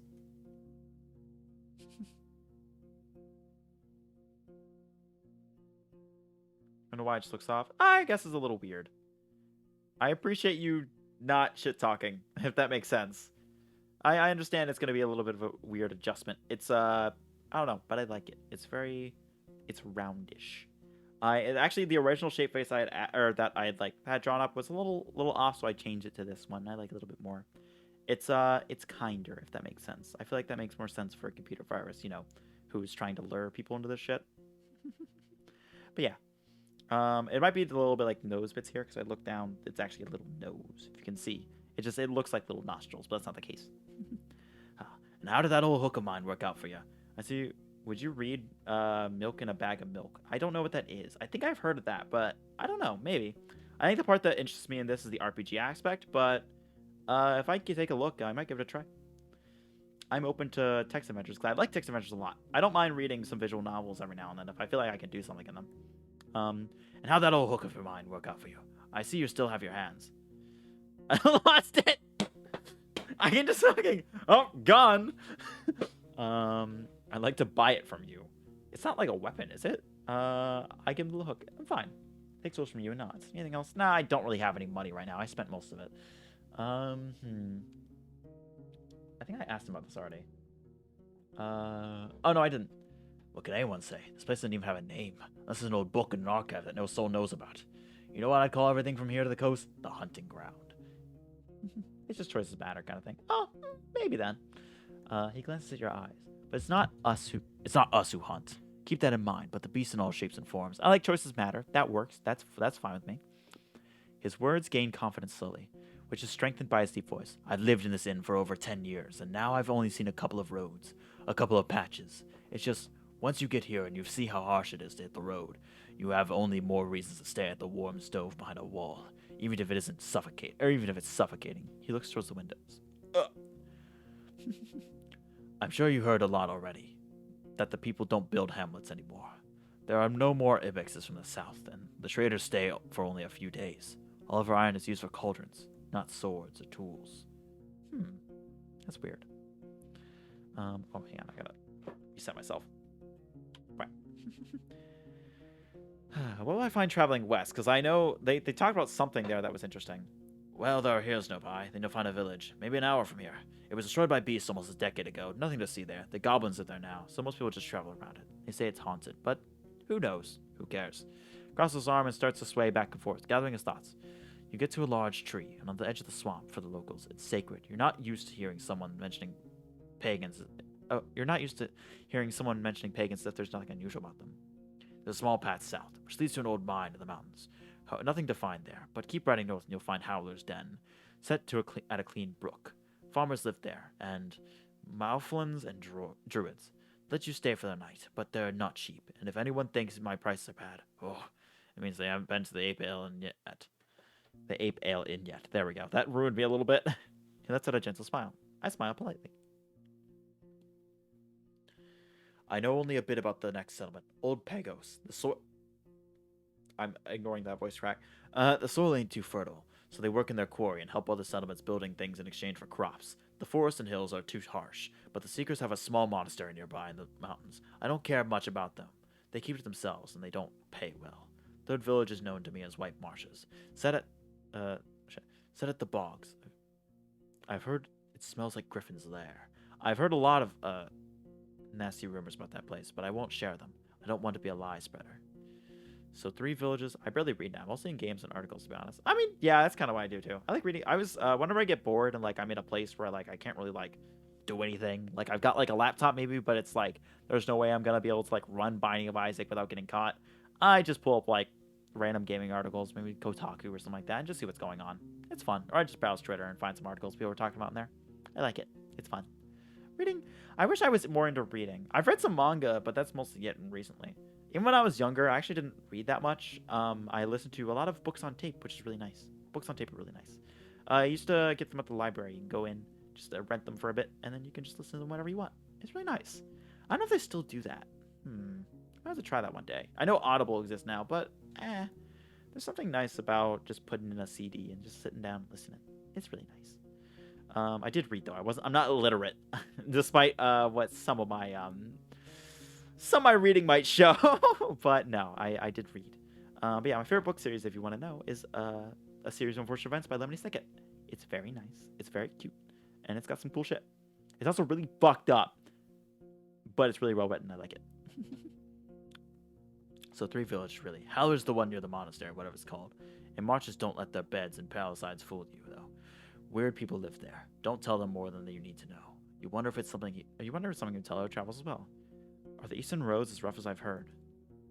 Pretty much. Don't leave the main road, I'd say. Not so far from there, and you'll find an old Dahlem. A few of my people had to spend a night there, and monkeys stole food and gods from their bags.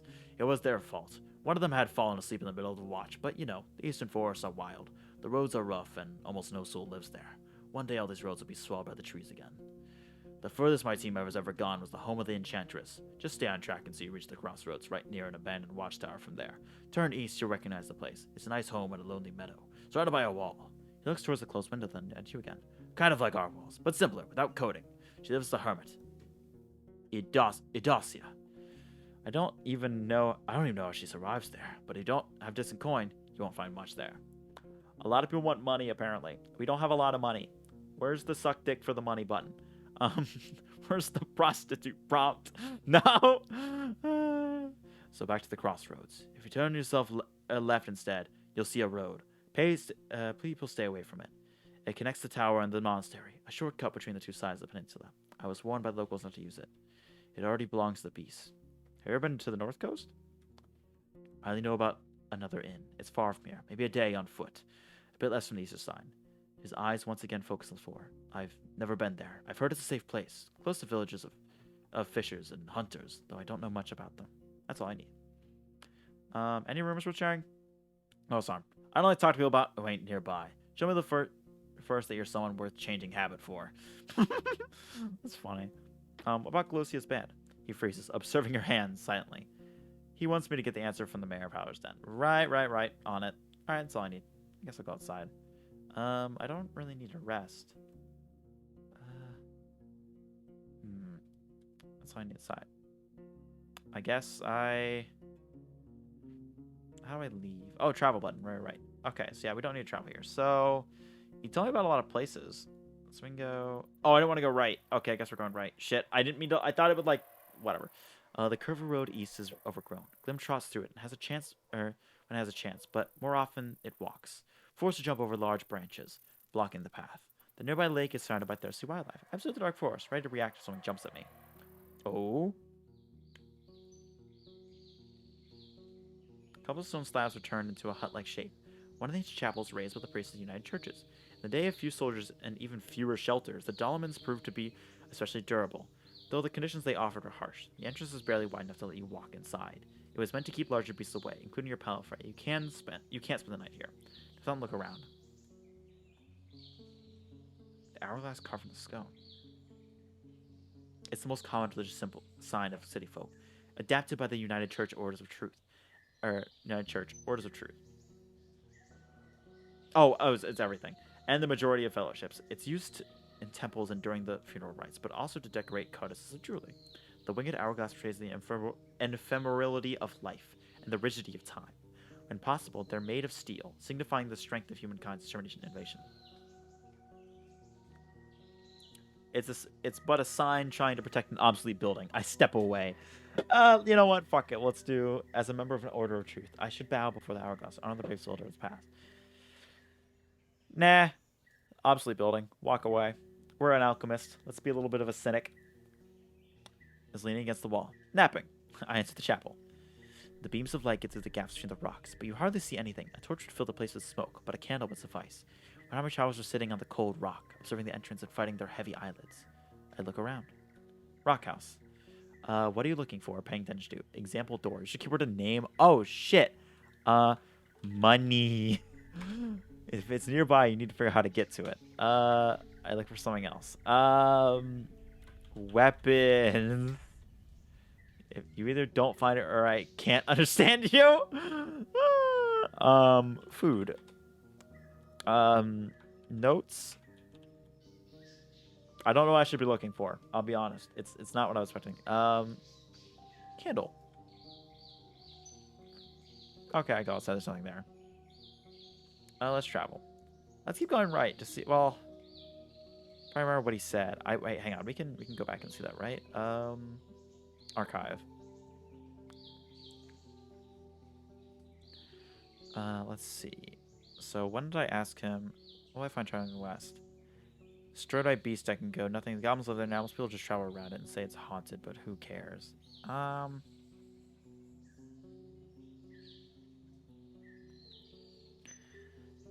You'll get to a large tree on the edge of the swamp. For the local sacred, you're not used to hearing... Okay. There's a small path south, which leads to an old mine in the mountains. Nothing to find there, but keep riding north and you'll find Howler's Den.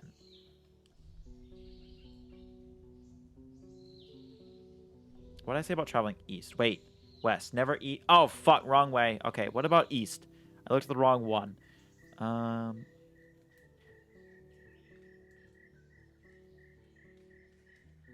West.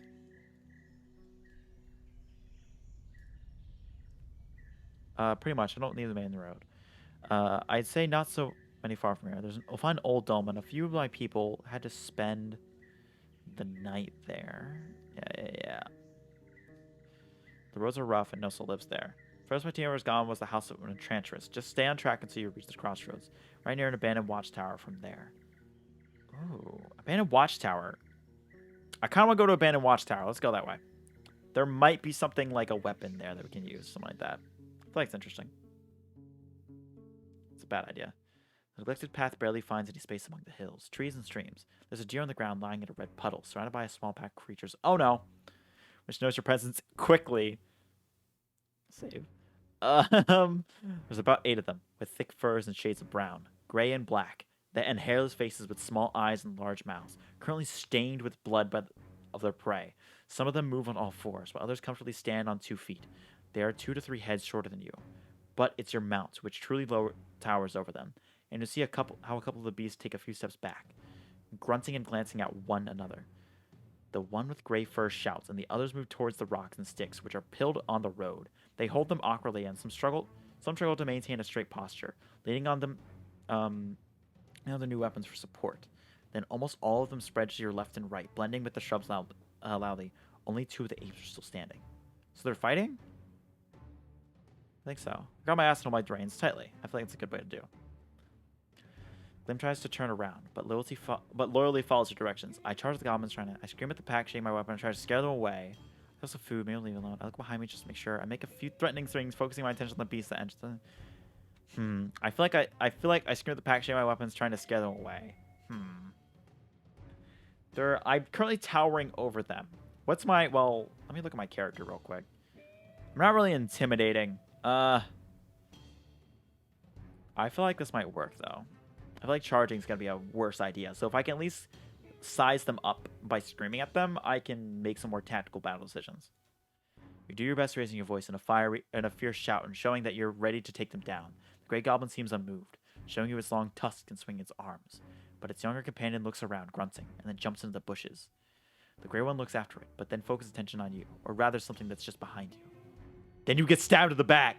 Literally, you turn around seeing a goblin that, as far as you can tell, was not a part of the group surrounding the carcass. It's holding a wooden spear, or rather a pointed stick.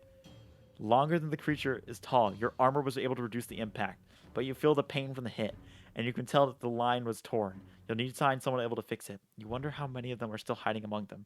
I can't win, and I can't run away. I rush Glim forward. Let's go!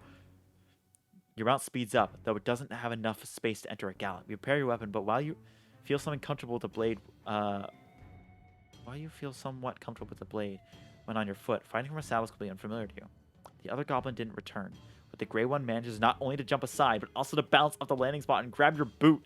It's now trying to keep up with your speed, making one leap from another. The first strong swinger wasn't able to reach the target. A spear would do better in the scenario. Kick it out. I'm gonna kick it out. You swing your foot around, or at least try. Overwhelmed by your weight and muscles of the beast, you finally find the right moment. Just when the goblin lands on its paws, the precise hit between its eyes makes us roll over on the road, and your mount runs faster. Your leg is free. The road is clear. You ride as fast as we can. I got stabbed. Rule 3 of Dark Fantasy: never underestimate goblins. Oh, I guess that is true. Fuck, I didn't think about that. I skimmed the whole thing, and then I realized I didn't take a single bit of knowledge from it. I was kind of like, I read it all, and I was like, oh, I didn't understand a single thing of that. I didn't analyze it very deeply, so that I was like, well, guess I'll just do it. For a few moments, you hear the angry shouts and screeches, but as soon after that, it's again only you and your mount. Time to see what we're going to find down the road. Yay, we managed to scrape by, literally. Ooh. Round pine tree blocks the road. For a wayfarer walking over the thin branches, the top is not much of an issue. Even Glim, led on a rope, could walk around the stump. But a large wagon couldn't move onward in one piece. At least not without attaching the mules, unpacking all the wares, and moving everything with hands. Cutting a tree into pieces would take hours, even with proper tools. You can't hope to move it, with just the muscles that you and your mount offer. Or any kind of fantasy creature, normally looked down upon for the matter. That makes sense. Consider watching myself in the river. I guess it's kind of a bath.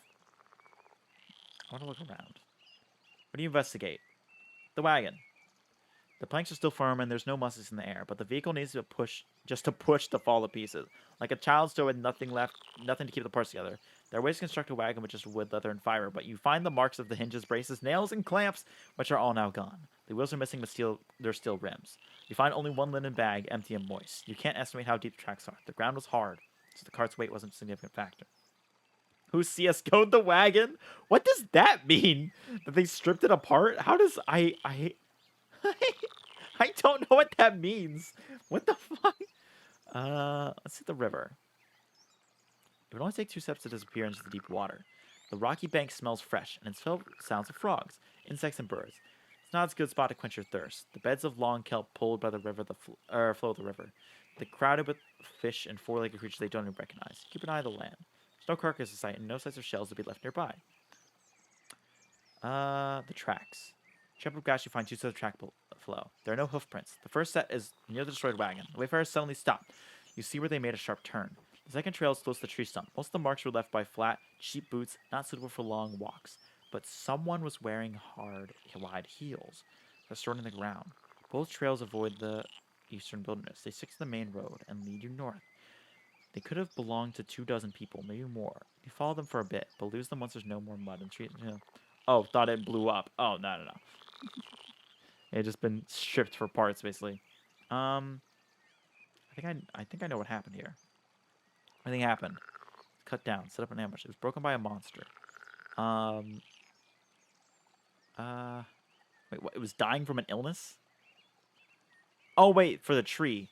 Actually, I've had second thoughts. Update fallen tree. The tree. The leaves are not completely dry, and when you break one of the twigs, it still contains water. There are no signs of sickness that you can recognize. While the termites and other bugs are still sparse in the trees, there's no blood, no abandoned limbs. Blood would be pretty hard to clean up, so I don't think it was an ambush. The bushes. There are no berries left, only broken twigs, fallen leaves, and you notice a pointy arrow made by a human hand, with a head made of horn and black-orange fleshings. These feathers belong to one of the local pheasants. You see no arrow marks around, not even on the wagon. The stump. You don't find any marks of maws or paws. Oh, god damn it. That's fucking furry shit. The top of it is hip high and unnaturally smooth. You can comfortably sit down on it. The road?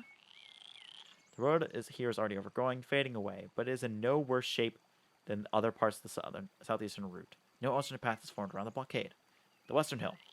The rocky wall is much of a challenge. The top of the hill is covered with short grass and sparse trees. You notice a couple of bushes with a good view of the road. Just next to the remains of a campfire, charred pieces of wood, ash, bird bones, trampled grass, and a broken earthenware bottle. Follow the deepest track leading to the edge of the soft grass. Someone jumped down, or at least stopped stemming on the grass. Surrounding area? You don't find any... Okay, I think I know what happened here. I think, I feel like the wind. No, because it's not a monster. It's not dying from illness. I'm going to say it was broken by the wind. Why was the wagon abandoned? The owners had no time to move it, so they had to leave it.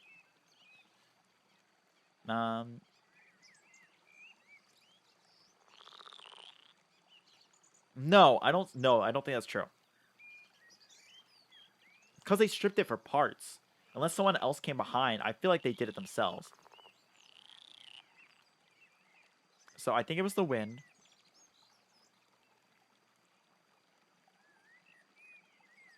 I think it broke. I feel like it fell on the wagon. What was originally transferred? Some value.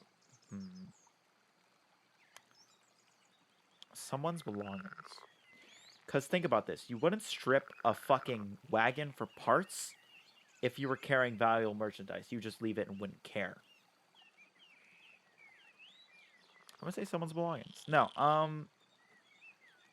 passengers. Because they're carrying a lot of bits of it, including steel rims from wheels. So you're going to need multiple people to do it. That was Rackham. They were taken north. They disappeared in the wilderness. They back. They were taken north. I think the tree was broken in the wind. The cart, which transported human passengers, broke, and the owners weren't able to fix it, and its owners taken north. I'm sure it's like what happened. I'm sure. Can't be sure what really happened. You don't think there's much left for you to do. So if you consider watching myself on the river.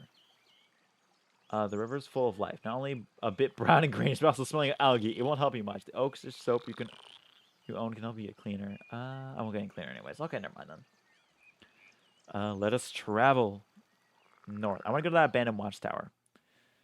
As long as you ride uphill, the forest is sparse. Soon after, the tree roots tear the path apart. The road is covered with branches, acorns, leaves, and chestnuts, and some seedlings have already broken through the pitted surface of the road. If left undisturbed for another year or two, the forest will reclaim this place. Finally, you ride upward again.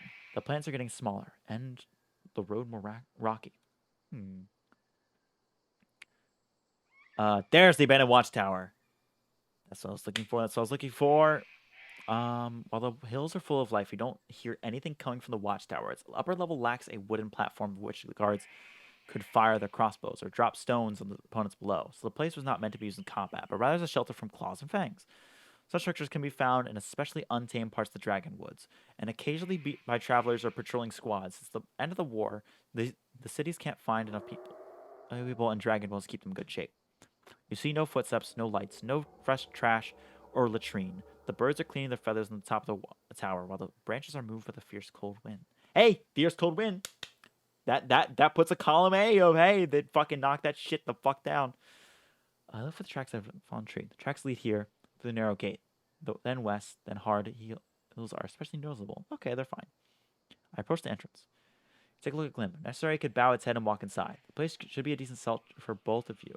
The planks are strong, heavy, well protected from rain and wind. And when you knock, they seem to be thick. The door shakes as you push it open. Defensive structures usually have a blocking bar on the inner side, but you also see a large keyhole. You walk around the tower, making sure there are no open windows or other entrances. It doesn't look like you can get in without destroying the door. And doing so is going to make a potential entryway for wild creatures. I looked at the keyhole. You don't take a peek. There's nothing in the hole, but the room is dark, with tiny bits of light passing through the crevices of the windows. See shapes of wooden furniture, like tables and a cask and a ladder, but the only movement you notice belongs to dust dancing in the sunbeams. I turn the crossroads. I take a look at the signpost. The wooden letter are damaged by decades of rains, frost, borers, claws, and mosses. You scratch down some of the moss, and the plank on the top points both towards the watchtower, where the letter spells south and away from it, with the additional carve north. The only The one beneath it points east, and this time you see a tiddly written word written on the word in blue, enchanting. In Halavalon, enchanters are artisans specializing in filling ordinary items with magical pneuma. And sure enough, the arrow here looks more like a magic wand. The bottom plank pointing west has a picture of a tall tower on it, surrounded by little houses. The carving spells monastery, but the wood is covered in red paint, suggesting danger. So don't go to the monastery. Maybe there's something interesting among the spruce trees. It must be a human-made copse. Only the smallest of the spruces are out of order. Born of the wild seeds, the largest trees are as tall as the tower itself, which certainly don't help those who are meant to observe their surroundings. There are also some stumps, most of which are used to belonging to young saplings. These trees were likely meant to be sold to carpenters and coopers, but they were left alone for many years. In the coops, you can find wild fennels and lettuce, thriving in shadows, and there are pears and berries growing among the nearby trees. Can I take that shit? No? Okay. I needed more than a week before they're ripe. Okay, I could probably come back for it then. I examined the campfire to spot the thing. You see a shattered bowl, the remains of a meal from many years ago. However, the firewood and lonely store are not too old. You doubt that the watchtower seems less threatening to the wayfarers in the wilderness around it, even when it was locked. I need raw meat with me. I approach the entrance. I'm gonna have to use the axe. Start chopping the door in a spot where two planks are connected to one another. Takes a bit of time and some precision. Finally, especially since you struggle to find the right angle to take a swing. Finally, the wood cracks when you push it. It lets out the dizzy creaking of rusty hinges. Empty table stands in the middle of a large round room filled with dusty furniture. Without the open door, you'd struggle to see anything. You'd wait to be sure there's nothing that tries to jump on you, and finally hide your weapon. And you remember to sharpen it later. Oh. What time is it? It's 11:51. Okay, we'll end this soon then. Well, the first thing you notice is that the room isn't high, and just like the window suggested, there's the second floor above it. The scent sparks an image of a cellar, humid but without the much mustiness. Tree stumps uses stools. Surrounds are without the mustiness. Tree stumps uses stools surrounded a round table in the center, now covered in dust. The shelves are empty with no tools left behind, and you see a couple of dishes laying in various spots. Empty, sticky. The bugs are crawling both on the furniture and near the walls. Spiders, roaches, worms. You think about taking a look into one of the casts, but the smell coming from it makes you change your plans. Instead, you climb with a ladder. From there isn't much different. The floor is covered with pieces of trash, dirty furniture, and sleeping pilots, which are mostly moist, smelly, and full of wriggling, chirping creatures. I don't care about some bugs. I just need to know them. It gives me shivers. I try not to look at them. You climb down. Glim is looking at the grass outside, still touched by sunlight. You approach the windows, each one locked with two heavy wooden bars. Opening them would not be a problem, but knocking them down from the outside won't be an easy task. You sigh with wait. How do I open the windows? With access to an augmentaire, prepare a herbal bug repellent. I go outside. Oh wait, hang on. Into the tower. I realized I could see it here. Oh, I didn't realize I could do that. Okay, go outside. I guess we travel. What's it? 7 hours before dusk. Dusk is when it becomes night, right? I don't know. Okay, so let me look at that sign again real quick. So spell south. I'm waiting for it. North. So the one painted east at this time. See a tidily written word. So that's the enchanter. The bottom plank pointing west is a picture of a tall tower on it, surrounded by little houses. The carving spells monastery, but the wood is covered in red paint. Such danger. Yeah, isn't it recently that shit got like really fucked up? Okay, yeah, so let's go east. North. Well, hang on. Watch the gate.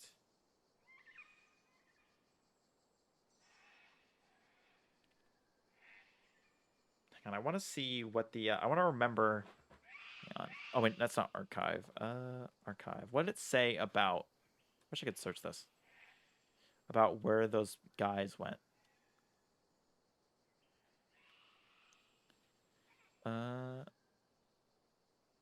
Through the narrow gate, then west. They went west. We'll flip a coin.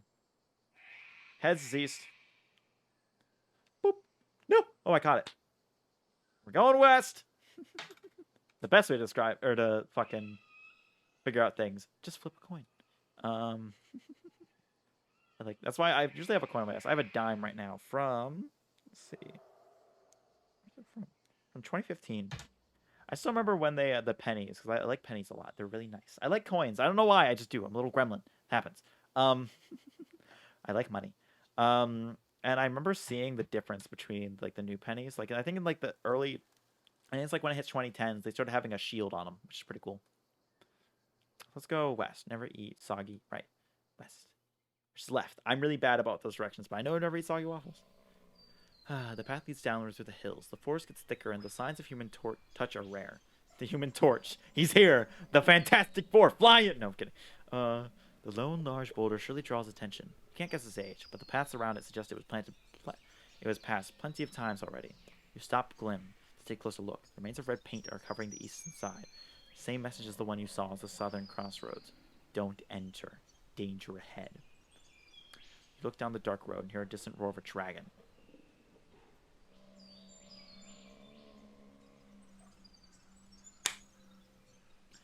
I am not ready to enter the heart of the forest. You take a look at your bundles, mount, and weapons. Then think about the beasts of the woods. You may not be able to run them. I search for the tracks I can find at the tower. The hard heels can't be mistaken. And the travelers didn't mass their steps. They passed the rock from both sides. Heading deeper into the forest. Yeah, I don't think we're equipped to fight a dragon yet. I don't think that's in our fortune. Let's go to the Enchantress then. First part of the trail is narrow and overgrown. The steep crag in the south divides the lush forest in half.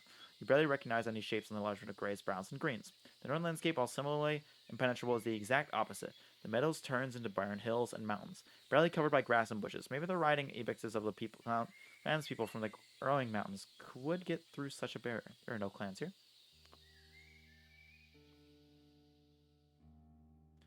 Point at the icon. Oh shit. Okay, so it plays. Oh, okay. The road leads you downhill to the edge of a lake. The clearing around the dwelling is quiet, with no crickets, flies, or even toads. The grass is not even knee-high. There are no signs of a wharf or boats. The wall wasn't coated, and it's already been bitten by the winds and rains. I look for an entrance. Right next to the gate. Let me do that. Right next to the gate, a gargoyle, or a stone light alike, kneels on a slab. It's dark purple and almost black, with yellow, pointy teeth. Though its half-open mouth has no tongue, and the creature doesn't move even an inch. The eyes have been replaced by crystals, red like currant juice. I touch the gargoyle. Hand seems tiny when placed on the monster's shoulder. Ooh. Which is coarse and cold like a rock. You consider pushing one of the teeth, but the eyes of the gargoyle suddenly glow brighter. What do you want? I expect no one. The words are coming from the monster's mouth, though it's remained still. Stand in front of me. I want to see your mug. The drawling voice belongs to a woman, but it's lined with unnatural creaking. The eyes don't rotate nor blink. I'm sick. I'm the new Roadwarden. I hope you're having a great day. No. I must say, as Roadwarden, I've seen some disgusting beasts, but surely you've the kindest voice of them all. I'm sick. The new Roadwarden. I'm the new Roadwarden, and I value my time to speak face to face. I can ask you questions. That's fine with you. I like this. I don't know why. This is like the one I like the most. I feel like... I actually know I'm going to do this one. Fuck it. Let's mix it up a little bit. Mix it up a little bit. I see. A short pause. I don't leave my house often, but I may have a job for you, traveler. You know who I am, right? Naturally. What do you call her?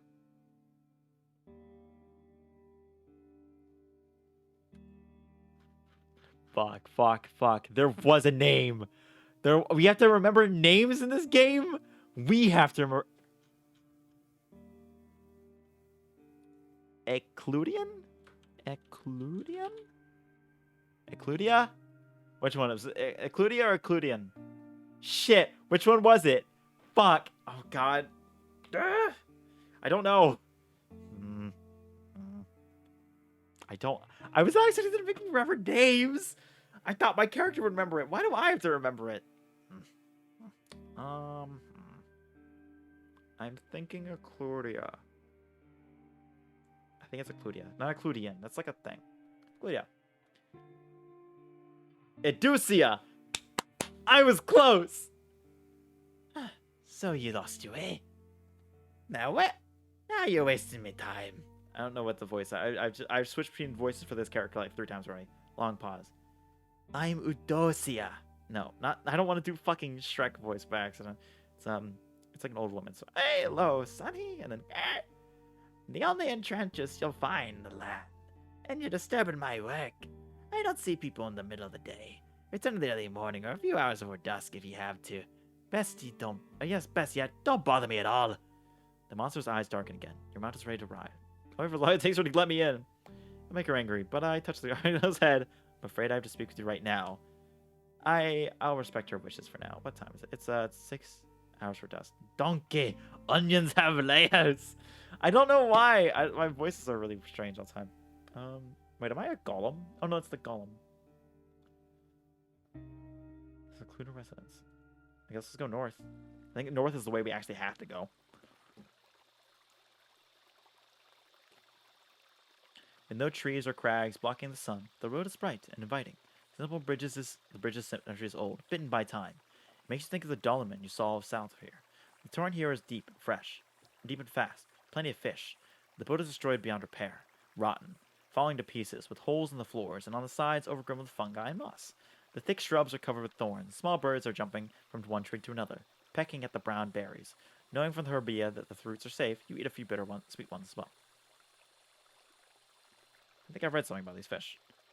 You see dozens of red and gray shells as you walk by. They stay close, following your steps. According to testimonies from a murder trial you've read about, they have long, sharp teeth, eat flesh, and could scrape your skull clean in a minute or so.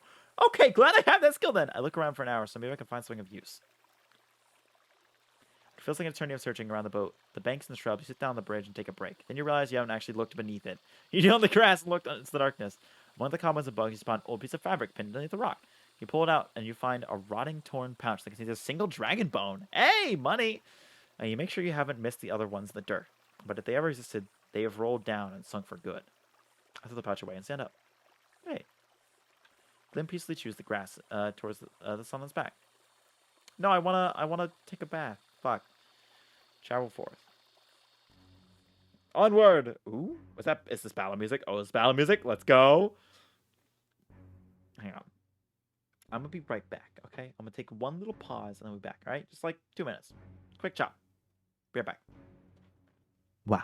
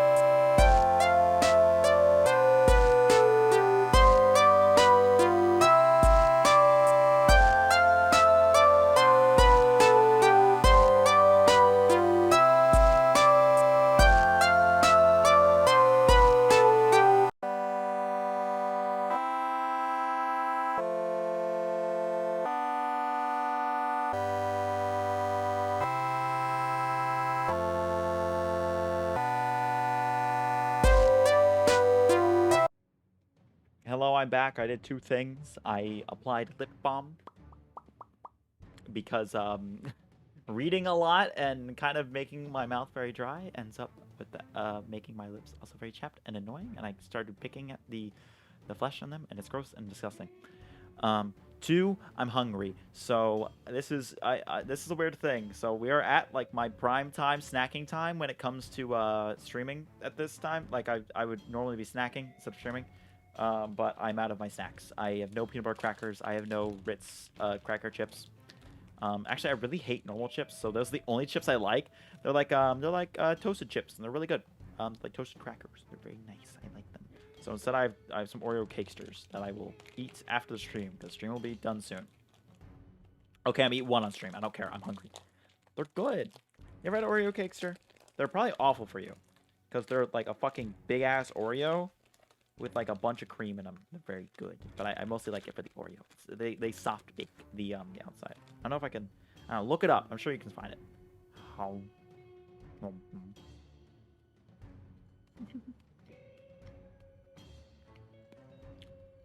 It's very weird to eat with the model. I'll have cool bite. I'm gonna go back to the game.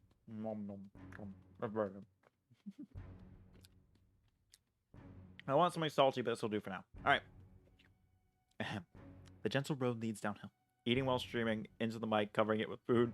No, I'm not. I'm not covering it in food. Oh, there's a little bit of cream on it, actually. Oh, now I'm getting more on it because on my hands. Oh, no. No, it's fine. Go more bite. You know, I've already almost won. Oh.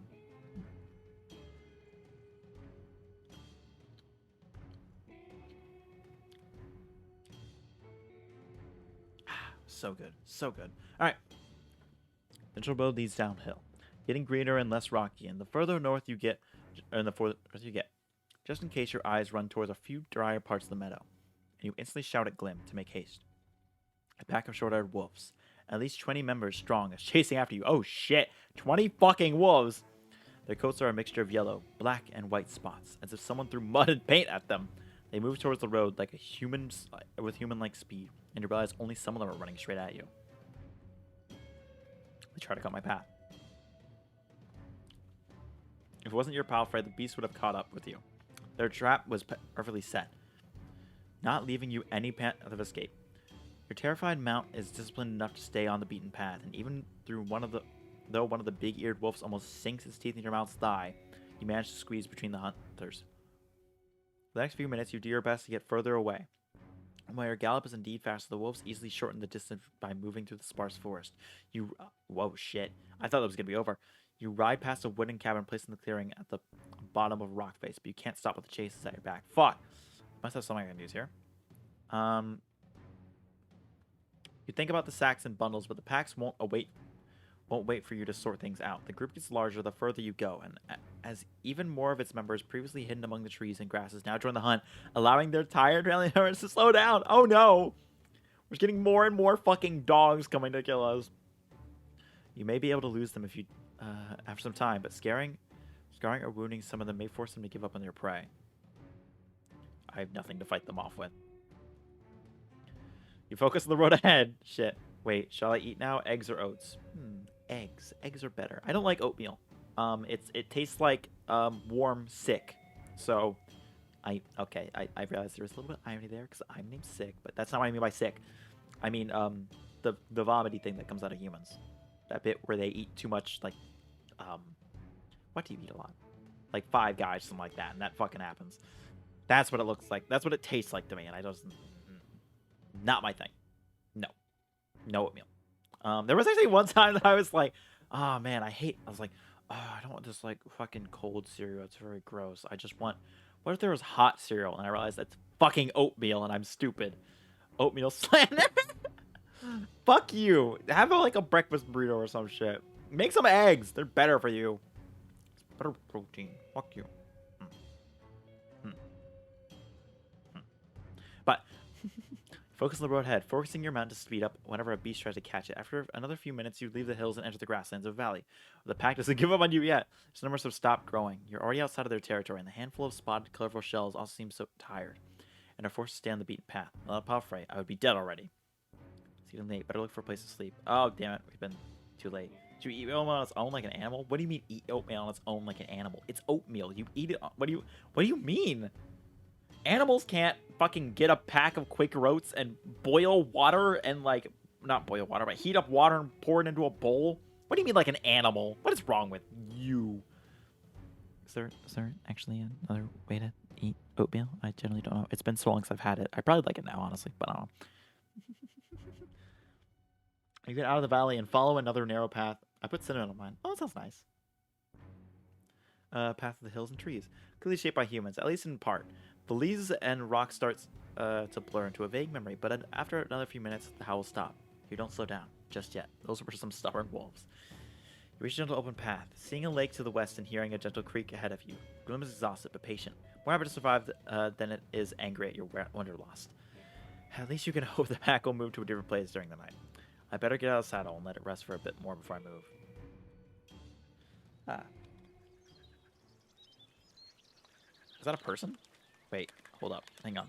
Before we read that, I'll take another bite. These are really good. They're amazing. You should look up. You should probably never have them because they're probably off of you. But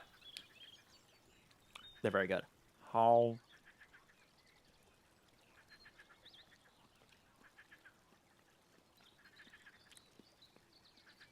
My brother in Christ, you were doing the English culinary equivalent of saying tofu sucks.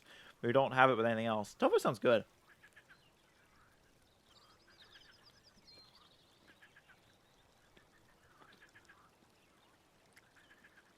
You ever just read every word at the same time? What does that mean? Wait, did I do that and not think about that? Oh shit, that probably happened. Is tofu chewy? I would have tofu if it wasn't chewy. I think I know of it being chewy, but I'm not entirely sure. But I'm going to eat the rest of this cakester, and there's nothing to do about it. Ow. Yeah, no, I got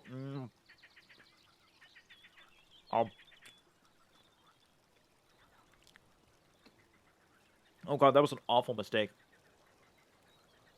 I ate it sideways, as in like vertical.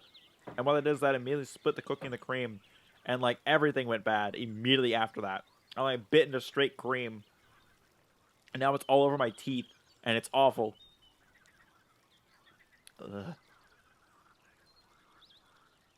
8 different levels of firmness on being cooked. I don't like chewy. That's my biggest thing. It's like if I have a meat or like a meat substitute, I hate chewy meat.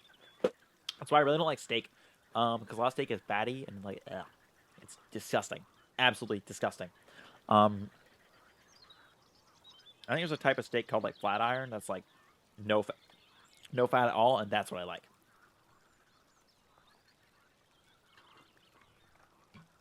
Fuck, now I want another cake stir, but the problem is these are 260 calories. Like, the whole pack, which is 2 cake stirs, so in total they're 120 each. I should have totally had something else that was better. I could have made a Pop-Tart. Now I'm thinking about it, Pop-Tarts probably aren't much better. Lowest level is silken, you might try that. What does that mean? But if it's in, I'll eat anything if it's in a good sauce. Like if it's in a really like thick, nice, rich sauce that's just like nice, maybe nice and sweet, or maybe some nice and like savory. I'll do it. Like I had I tried rice cakes and it was like this weird sauce, and I was like, ooh, very good, very good. But anyways, the air is humid but fresh, vitalizing. The light touches the road and shrubs, blocked only by the single willow, wild and untrimmed. You're by a lake, too large for you to see its other bank. But the local soil isn't fertile. There are only a few trees on the horizon. While the struggling bushes and grasses fight with layers of rock, the further path north is green, bright and calming. A gray rabbit is cleaning its fur next to the brook. Near the brook. But the sound of his hooves... Damn it, I ate now, so I'm hiccuping. This is what happens. This is the consequences of eating on stream. I can feel one coming on. Nope, I didn't hiccup. We're good. Alright. Caught it. It's alright. But the sound of hooves makes it hop towards the nearest shrub. Right after it sinks into the leaves, you hear it squeal, cut off quickly. Whatever its hunter was, it leaves behind only the rustling of thicket and a trail of blood. Jesus Christ, this world is so fucking brutal. You wait for a long time with a hand on your axe, but the creature doesn't return. You axe a bit, and then turn to the stone statue of a woman. I ride a bit closer to it. Which one would be better fit for a temple or a rich city folk's house? Here, without any cover, it's already losing its shape from the drains of dust. Chunks of the face and hair have already broken off. Its detailed eyes and human-like proportions, and the clothes are like fabric, petrified by a spell. The statue carries the usual traveling equipment, a walking staff, a gamson, and simple pants not covered by leaves. It's a shame to see it touring. I look at the pedestal. There's some left a valuable offering here. Dismount and approach the bushes covering the legs and the pedestal. You see some old wooden bowls as well as rocks. Try to push the leaves away, but their stems are thick and unhealthy, crowded with insects and spiderwebs. Until you move the thicket, you won't be able to see if there's anything worth stealing. Thankfully, there are no thorns, and the touch of a leaf doesn't make your fingers itchy. Acquire graham crackers, stack labs.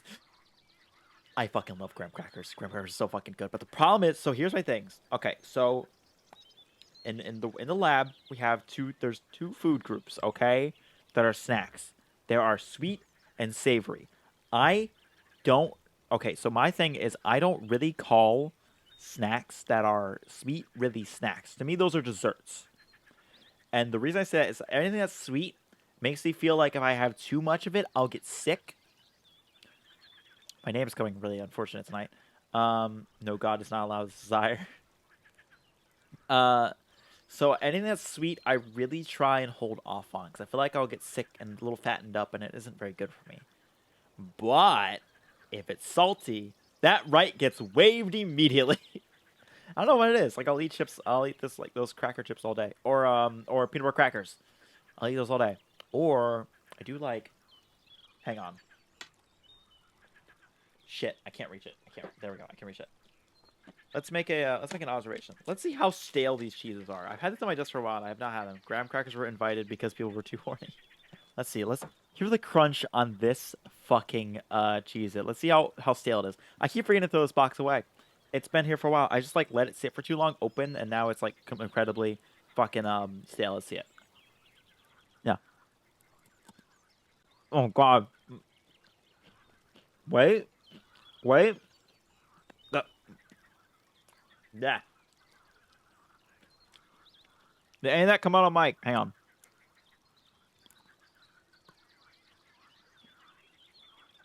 It is incredibly stale. But I kind of don't care. They're kind of fine. I like stale foods. I used to eat a lot of stale pretzels. They're very good. Stale crackers, like not cheeses, but peanut butter crackers, I will not take. Those ones are gone. They suck. Nope. Nope, I ate two at once. These are bad. I need to put these away. Why did no one tell me not to do this? You guys are supposed to talk to me and tell me not to do the stupid things I do. That's why I signed up for as a streamer. You guys think I'm entertaining you, but no, really, you're babysitting me. Alright, let's see. In about half an hour, I can use my axe cut on the bushes and twigs. I don't think we need to steal. Let's be nice. I drink your old tea. That's fine. Well, it's just tea isn't like bad. It's like leaf. It's like leaf bits that you just put in water. It's not like something that could fuck up. I can start washing myself on the stream. Wash my shell. There we go. Cleaner. 2 hours for dusk. We need to move. Seek shelter. Then stay here. Can't sleep, but there's still time to travel to this spot. No, let's not go there. Let's go forward.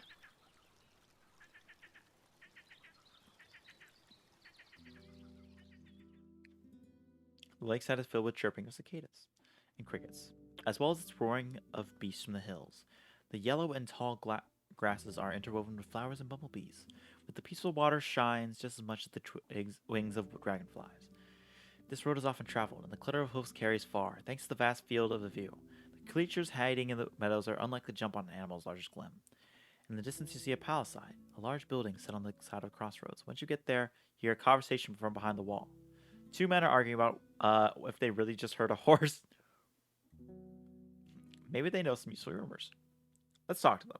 I also think I can sleep here, maybe, because it's like a house. Glim carries you towards the open gates on its carries you toward the open gate on its own, welcoming an opening to rest by pushing out the air loudly through its nostrils. A nearby wooden pen wouldn't offer much space for a horse, but should be enough for grazing and a nap. As you dismount, two men get up from the front stairs. Their clean-shaven face reveals they're in their early 20s. The first one is taller than you, broad-shouldered, and wears light brown pants and I want another cheese it. I don't know why.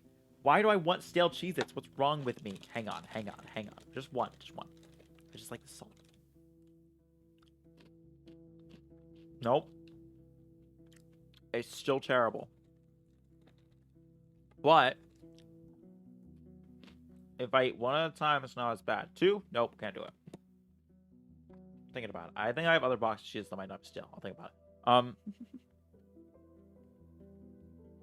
With a inviting smile, he gets up and moves to open the enclosure. His steps are heavy and slow. Every moment is marked with carefulness and assuring he won't knock down anything or anyone. The second man looks as different from his colleagues as the sun from the moon. He's usually short and wears a heavy cloak made of black fur, so large it could cover his entire shell. He opens the door of the building, hides his hands, and peeks into the room. Foggy. His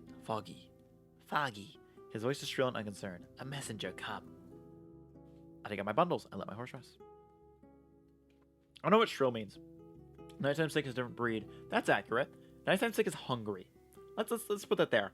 Nighttime sick is just I like snacking. It's very nice. That's the problem. Hanging barrels sway in the wind, marking the place as an inn or a tavern. The building resembles a merchant's house from Halavan. Whitewashed and with oiled, elegant wood beams, the fragile walls are high enough to avoid floods and snow, but you have no doubt that a troll or even a pebbler could easily break through them. The palace is short, has hardly any support, and has no walkway for crossbowmen, hardly enough for even a makeshift hamlet. Yet it's the open harbor that makes you uneasy. Aside from the fish, any creature, aquatic or not, could easily just walk into the yard undisturbed. Path covered with paw prints and claw marks. Better not to leave Glim outside during the night. A black and white bird swoops into the water, then flaps its wings and takes off with a shiver, or with a sliver. Silver, fuck! A twitching creature knits talons. The large man clears his throat, and what we have here, coming from my authority friend. Are there now horses and howlers? His voice is Senatonian, close to a shout. You recognize vaguely his accent from City Harbor. Quite far, kind soul. I laugh. Far away indeed. You can't see it from here. I haven't been to the place you mentioned. Me and my horse are from the city. Yeah, I've been a long journey behind me. I need a place to rest. Let's keep it. You know what? Let's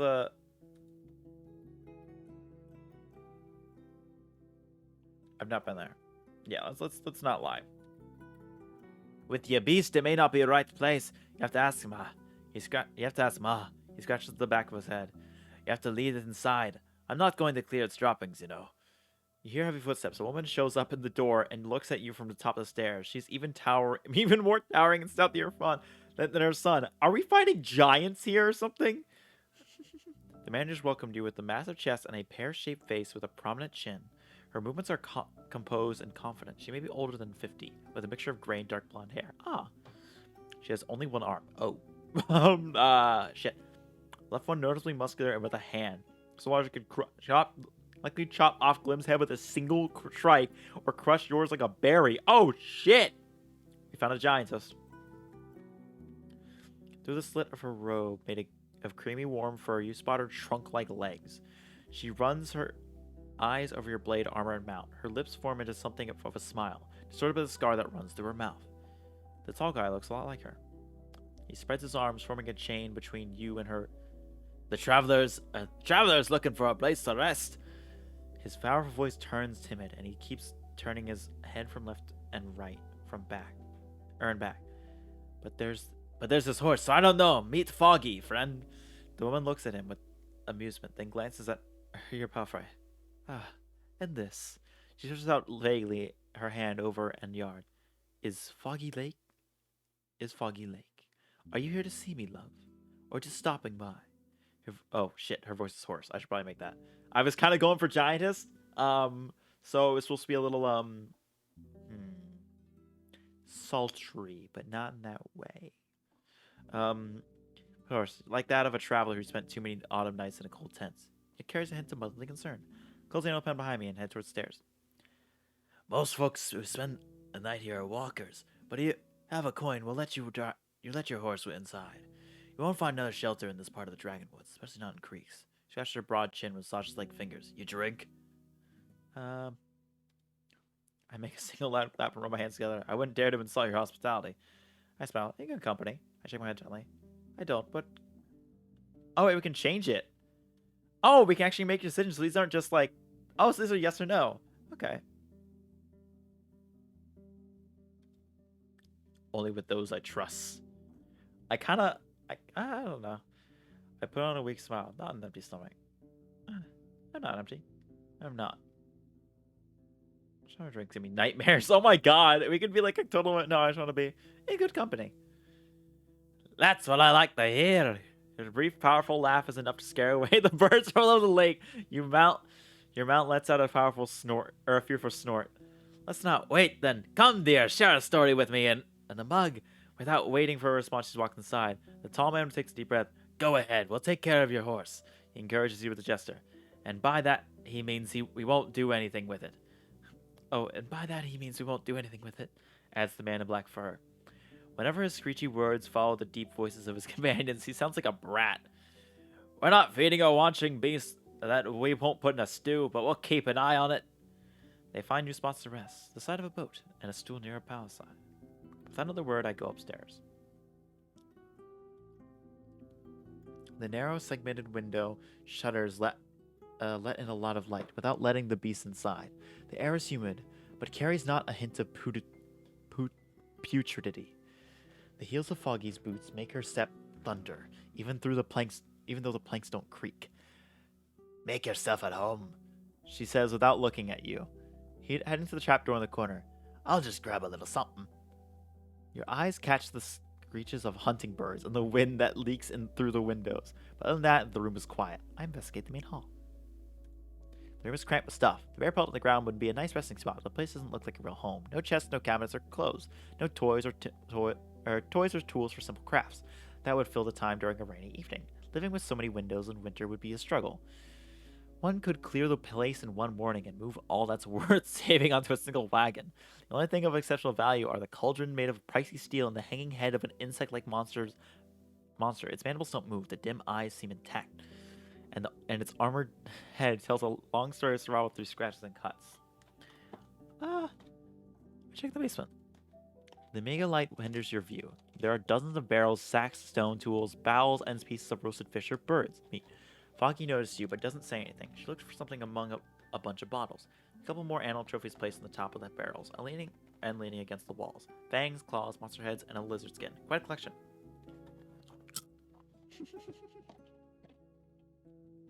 I'm starting to have fun eating the mic. I don't know why. I'm not an ASMR streamer. Don't call me that ever. But I'm starting to have fun doing that. Look where the ladder leads. You climb up the ladder, up a simple rope ladder, and reach the attic. It smells like a haystack. The floor is covered with animal furs, bags, and clothes. There's a soul sitting in a corner, a bearded man in his 20s, who has only the right hand. Although unlikely, the tavern keeper has kept the rest of his arm. His sleepy eyes observe you without a word. After he greets you with a nod, he starts to put on his boots. I sit on the table and wait for the keeper's return. Bye.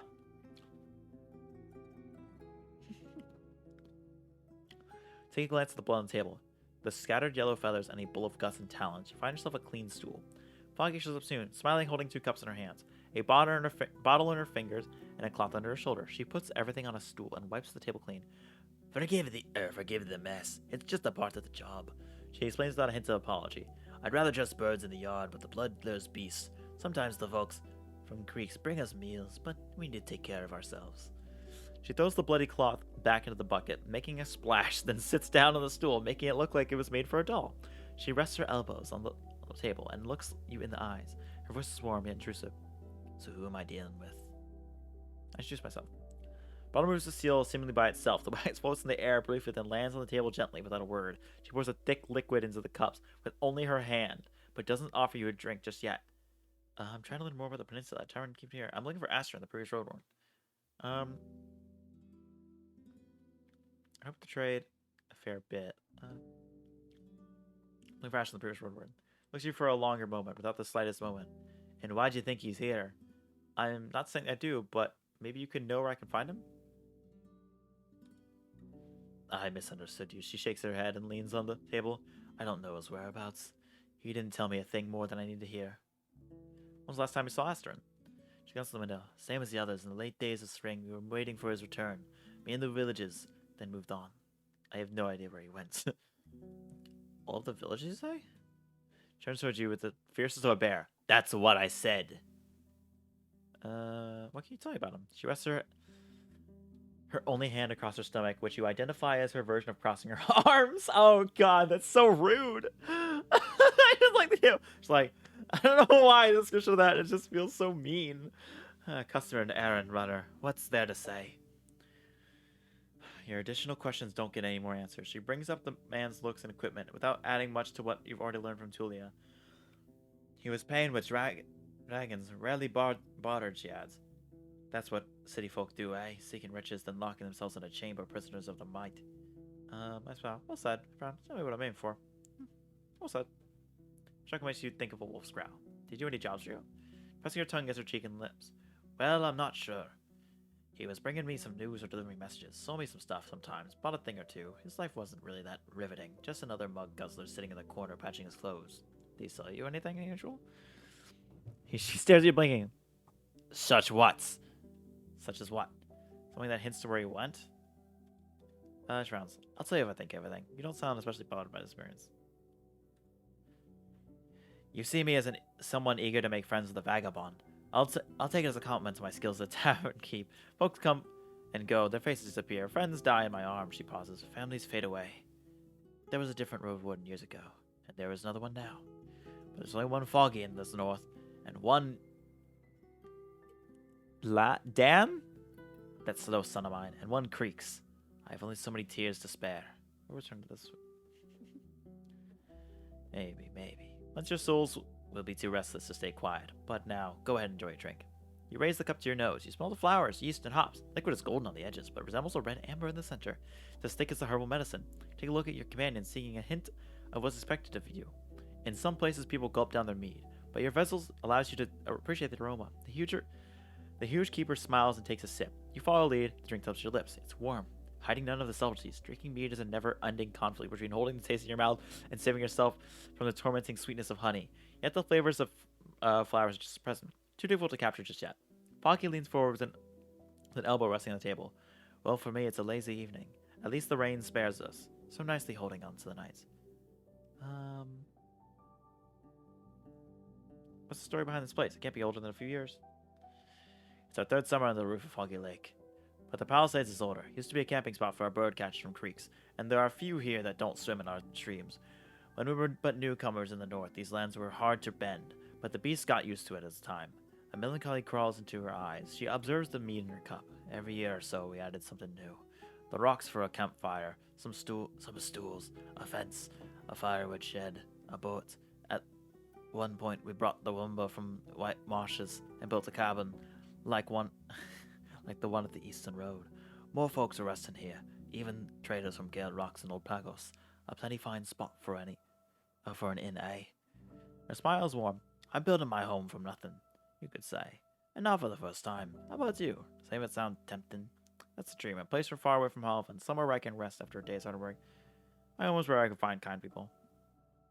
I think that's true. I feel like I agree with that. Chuckles. You can always find some folks that are somewhat kind some of the time, but all the time they have their limits or bad days. Without a place to return to, you're missing out on souls and their stories.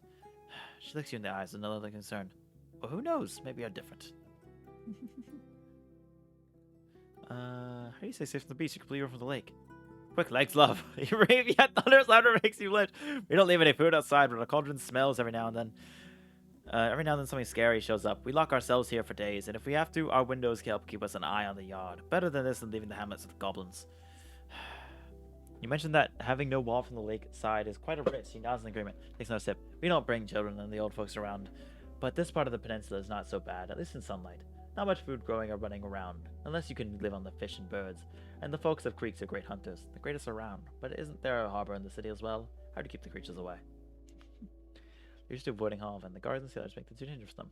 They mostly stay in the water, waiting for the trash or drunkards to fall on the bridge.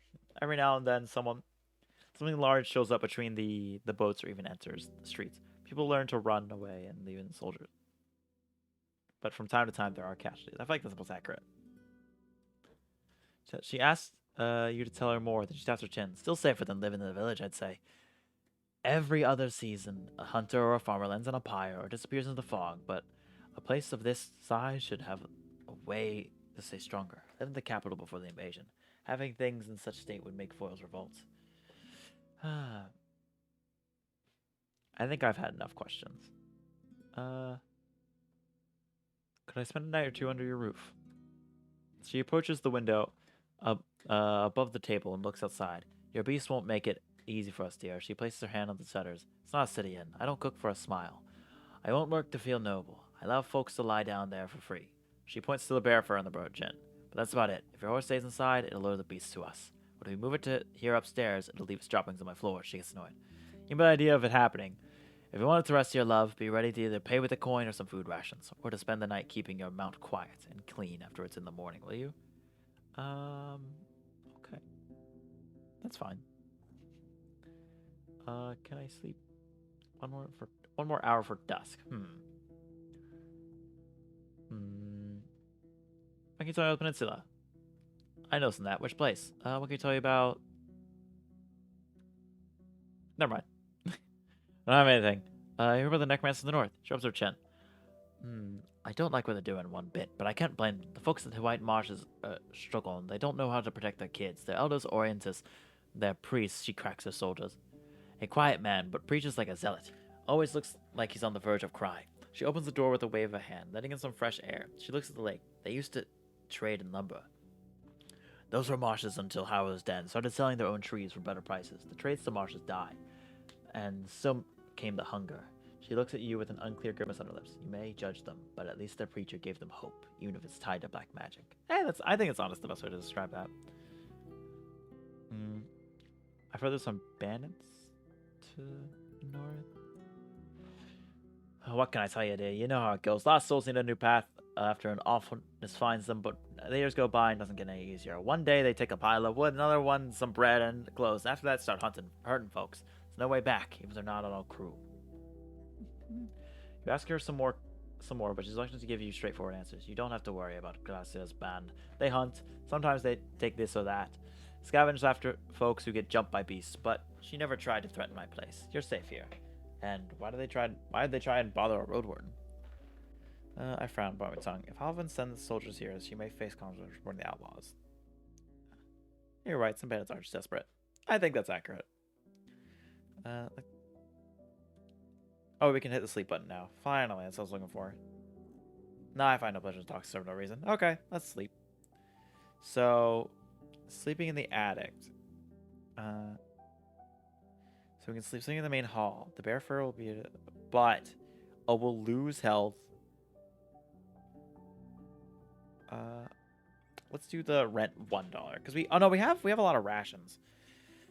We can do 2 rations.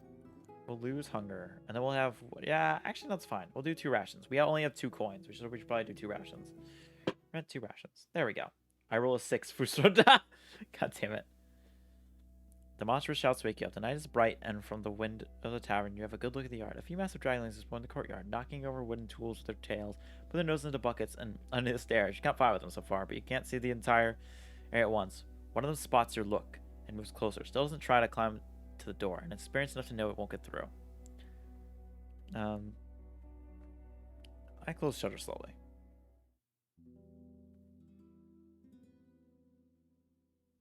Listening to the grunts of the annoying glim makes you feel uneasy, but at least the furs covering the floor are helping you relax. You didn't even notice when it was already morning, and while the smell coming from the lower floor is not inviting, at least it's not you who has to take care of it. Alright. I think that's where we're going to end this today. I don't know if I'm going to keep streaming this, but this is definitely a game I want to keep playing. It's really good. I will definitely say it's got some interesting mechanics so far. We haven't been able to really explore them too much because we've been very talkative, listen to shit, talking to people, so yeah.